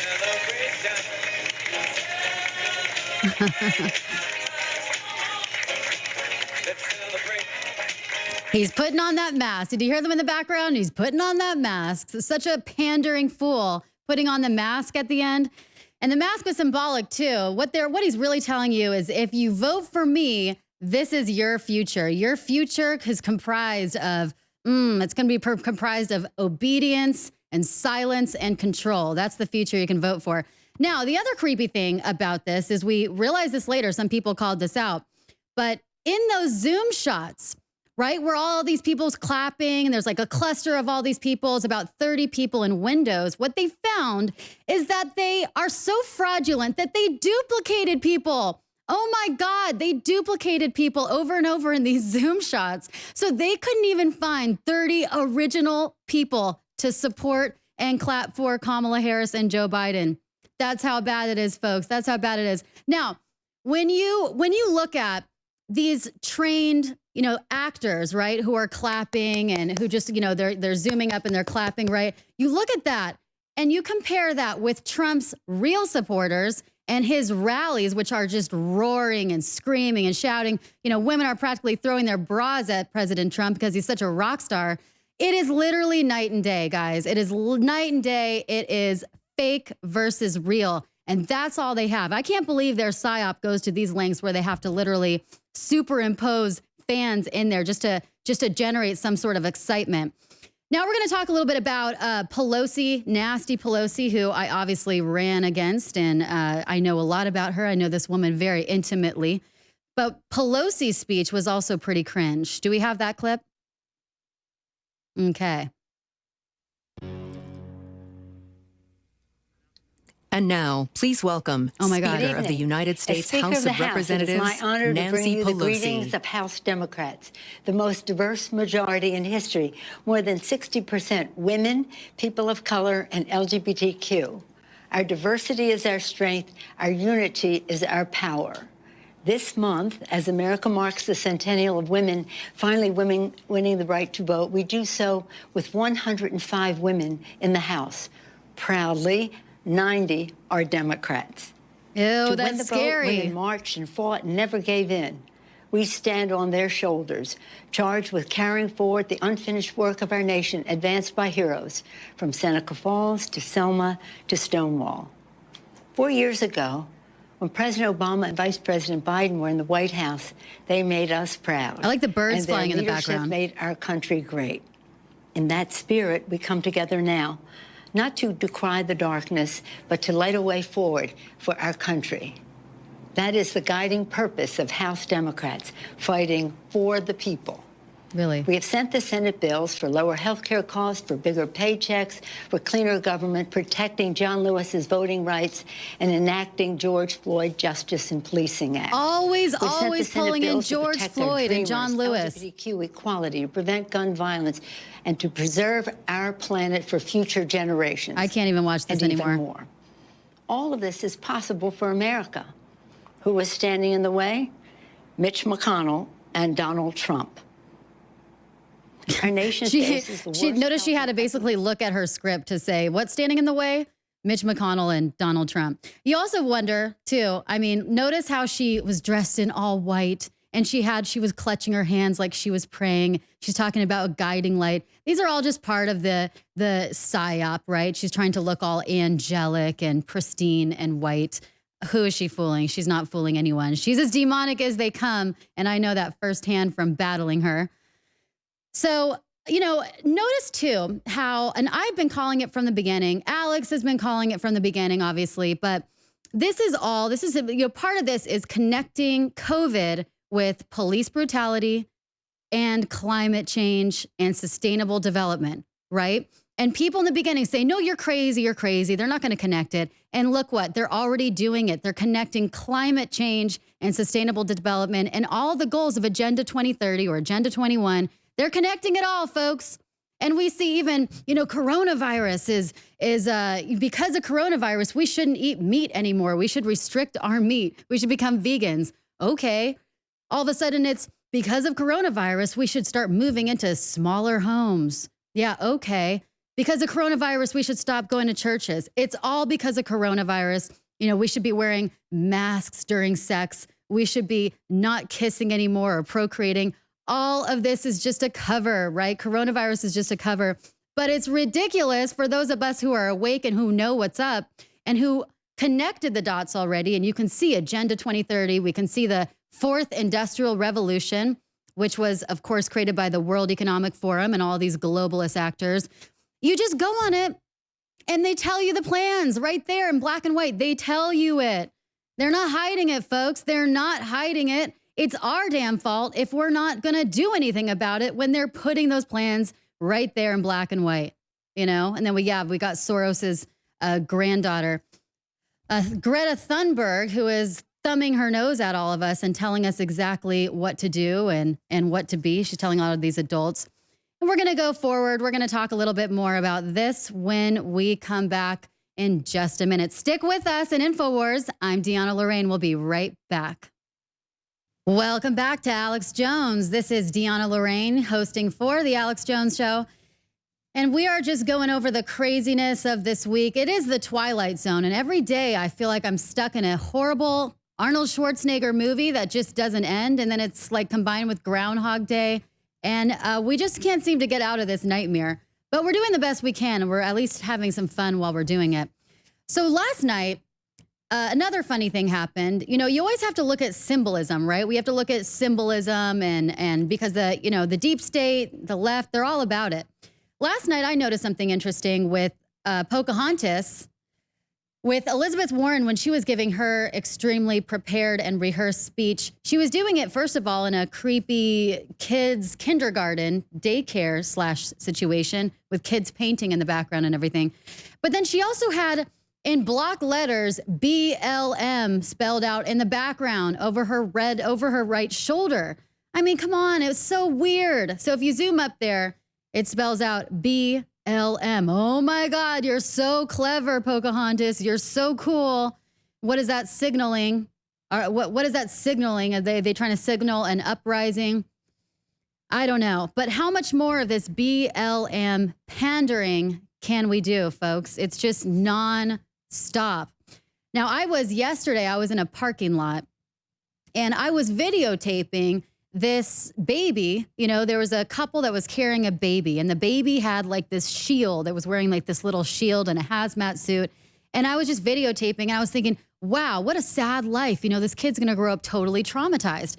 And then all of a sudden, boom, this big black woman comes up next to me and says, what are you videotaping? Are you videotaping my car? What are you videotaping? And she starts threatening me, getting up in my face, yelling at me. And I had to fully convince her for 5 minutes that I was not, in fact, videotaping her car. And so she sat there while she made me go through my phone and show her my videos. And she had little kids with her, a little boy and a little girl that she was holding their hands with and screaming at me. And it just goes to show you how effective this race war really is. You know, they're training people, they're training the whole black community to literally hate whites, to tell their little boys, their little girls that white people are bad and white people are racist and everything that we do is wrong. And it's just a sad world because boys and girls, they're supposed to grow up colorblind, you know, and they're supposed to think that everyone loves them, which is true, but they are fueling these racial tensions. And notice how BLM, again, is a Marxist organization. You know it, I know it. And even in their website, they say we are here to disrupt the Western family unit. Right? It says there, right there on their website, boom. And I had a fight with Cardi B about it too the other day, who talked about WAP, you know, her new single WAP out there. Of course, Joe Biden had to go and interview her, not doing any other interviews except he's doing it with Cardi B, which was a big crap show. If you actually saw this interview, I didn't even know if she's speaking English. But this is what's going on. This is the level of pandering and disunity they're creating between blacks and whites right now. It's sick. Thankfully, a lot of the black community, they're waking up. They're seeing right through this BS, but it's pretty bad right now. And they're going to continue this no matter what. I think it's going to get a lot worse. We see, obviously, with the national anthem, nobody's even standing up for it anymore. And they will do it. They will keep going for it. And I think almost the more that President Trump says stand up for the national anthem, we're not, you know, I think that people are doing it out of rebellion. And by the way, we're going to talk about in a second, too, the additional, you know, psyop of trying to divide the family unit up. It's all population control. Oh, there we go right now. And just out of curiosity, who here actually likes looking at sports games and watching sports games with no fans in there? They got paper cutouts, they got blow-up dolls, they've got digital Zoom superimposed fans out there. I don't want to watch that. I don't want to see that. I don't want to have that be my new normal. I want to watch a real baseball games with fans cheering in the background. So it's all just a part of this disunity. You know, they're trying to dehumanize us. They're trying to take us away from humanity and have this virtual touchless society. It's super dystopian. It's super creepy, but they've laid these plans out for us. And we're the dumb ones for not actually doing anything about it when we see these plans in black and white. They've also, just in the last week, I was joking about this for months on my podcast, saying that, you know, sooner or later, they're going to talk about making a mandatory mask during sexual relations. And guess what? This is not a joke anymore. They're actually promoting us kissing, wearing masks, and having sexual relations wearing a mask. I'm not exactly sure who's going to monitor that or what kind of fine they're going to enforce on us. But yeah, they're saying social distancing. They're actually promoting, especially on the Canadian government website, they're saying that we should start having barriers and walls up during sex. They're saying, hope I can say this, it's a family show, but glory holes during sex. You know, I mean, how are they promoting this kind of stuff on a government website? You know, you can't make the stuff up. And at the same time, they're saying no kissing because kissing spreads COVID faster. So this is just about ushering in virtual reality, right? Virtual reality sex, porn. And we know the side effects of this. We know the long-term repercussions of a society that's addicted to virtual reality and porn and everything. You know, people think, oh, this is just in the meantime. This is just to get us through this pandemic. And they're going to go with it because they're just such sheep. But this is not just a temporary situation. What they're trying to do is get us used to this. They're trying to get us used to this virtual world, this touchless society where we're lacking humanity. I don't know about you, but I can't even watch another Zoom conference to save my life. A friend of mine had a bachelorette party a couple weeks ago on Zoom. I'm like, are you kidding me? I can't do this anymore. I don't want to watch people on Zoom anymore. I want to see you guys. I want to touch you guys. I mean, this is the society that we were raised. We're raised to be social creatures, and they want to strip us all of that kind of humanity. So that's why we can't get used to it. We have to fight. You know, President Trump, he's just one man. Everyone says they're waiting for this plan. They're waiting for President Trump. That's great. President Trump's a powerful man, but at the end of the day, he is just one man, okay? We are the people, and we are supposed to be having the power, and the government is supposed to be afraid of its people. We're not supposed to be afraid of the government. Just like what V for Vendetta says, we're supposed to be having the power, and people have forgotten that. People have forgotten how to rise up. The deep state, the left, they're so well mobilized, they're so well funded, and while we're having some nice rallies on the weekends and honking horns, waving American flags, they are literally seizing police stations, ripping down monuments, and erasing our culture. And by the way, we're going to go to Chris Cuomo, his brother, Andrew Cuomo's speech in a second. We're going to see what he really thinks about his job as New York governor handling the coronavirus. So let's look at that little speech last night, just a little clip of it. Hello. Today's Monday, day 170. New Yorkers were ground zero for the COVID virus and have gone from one of the highest infection rates on the globe to one of the lowest. We climbed the impossible mountain, and right now we are on the other side. We did it with the kindness and assistance of so many. New Yorkers want to thank everyone who came to our aid, 30,000 Americans who volunteered to come here to help in our hour of need. Your love gave us the strength to carry on. We went through hell, but we've learned much. We know that our problems go beyond the COVID virus. COVID is the symptom, not the illness. What? Our nation is in crisis, and in many ways, COVID is just a metaphor. A virus attacks when the body is weak and when it cannot defend itself. Over these past few years, America's body politic has been weakened. The divisions have been growing deeper. The anti-Semitism, the anti-Latino, the anti-immigrant fervor, the racism in Charlottesville, where the KKK didn't even bother to wear their hoods, and in Minnesota, where the life was squeezed from Mr. Floyd. Only a strong body can fight off the virus. and America's divisions weakened it. Donald Trump didn't create the initial division. The division created Trump. He only made it worse. I can't even. Our collective strength is exercised through government. It is, in effect, our immune system. Get this guy away from me. And our current federal government is dysfunctional. It's so bad. You know, it's like we should play a drinking game. How many times can they say soul of this nation? How many times can they tie KKK into coronavirus and talk about white hoods? But they're saying it right there, guys. They're saying coronavirus is a metaphor. The coronavirus is the symptom. It's not the illness. It's not the problem.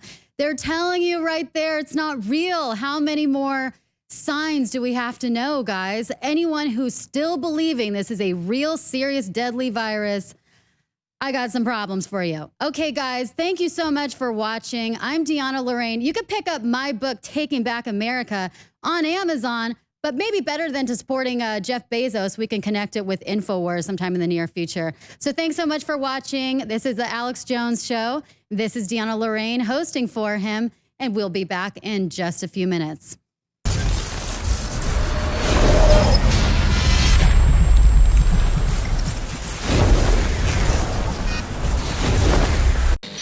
Just a few months ago, almost every storable food manufacturer was sold out. They were still taking people's orders, and many of the companies have still not fulfilled them. All the orders we got in have been fulfilled. Our supplier's the best, the highest quality, the best containers to transport it as well, and they've got the food with 4 factories in stock. It takes them 2 to 4 weeks to get it shipped out to you. You need to order your storable food now. The world is much more dire. The economic system is collapsing. The third world's already starving to death. Food prices are exploding here. The farms and the production plants are shutting down because of the COVID hoax. You need to get your storable food while you still can at InfoWarsStore.com. It's a 360 win. It also funds our operation. But you need to get it, whether it's 3 months, 6 months, a year. You need to get that now and have that check box off of being prepared and being self-sufficient. We also have high-quality water filtration and air filtration at InfoWarsStore.com. They're absolute must. But whatever you do, ladies and gentlemen, don't wait until a bigger crisis comes. Don't wait till everybody panics. Take action. Get ready now.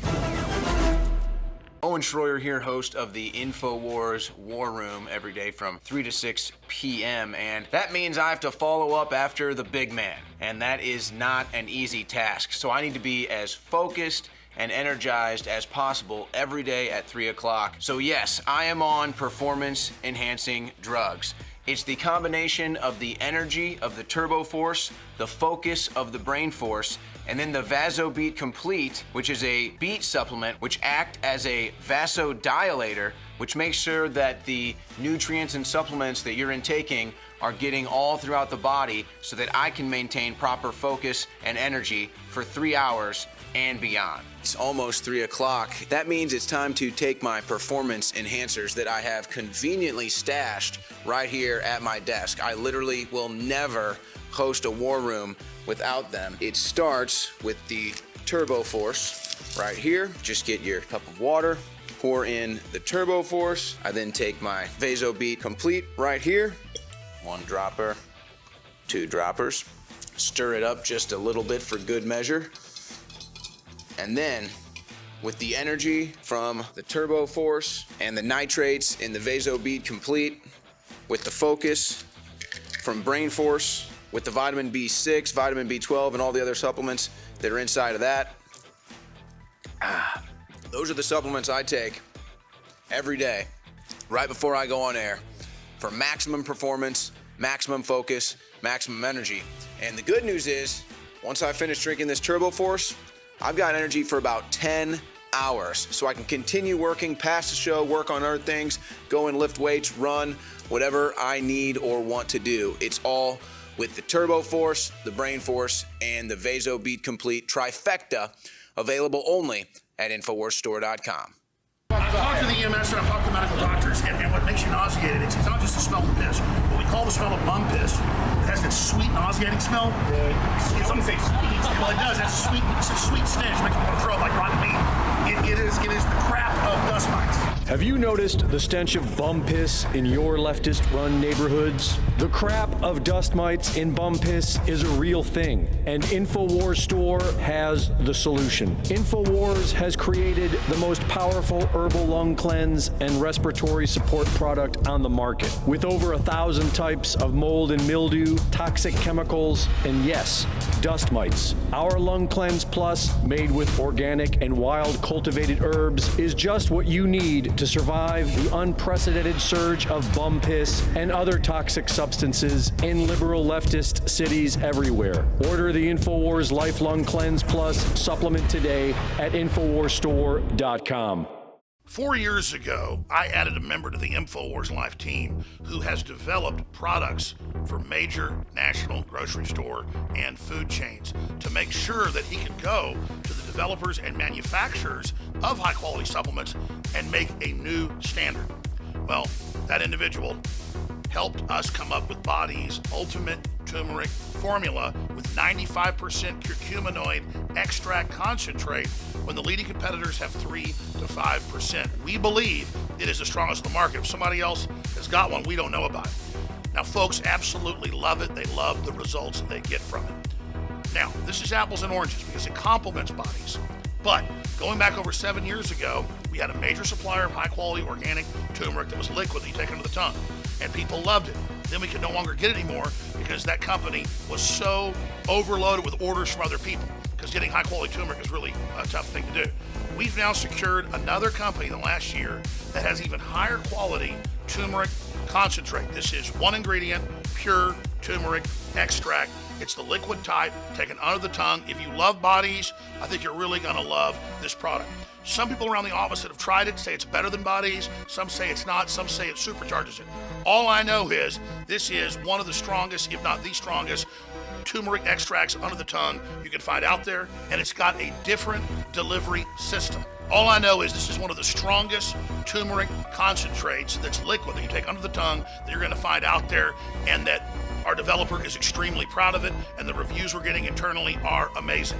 It's 25% off out of the gates at InfoWarsStore.com. I suggest you secure yours and try it today, because if you liked Body's, you're going to love our new product, Pure Turmeric Extract, at InfoWarsStore.com.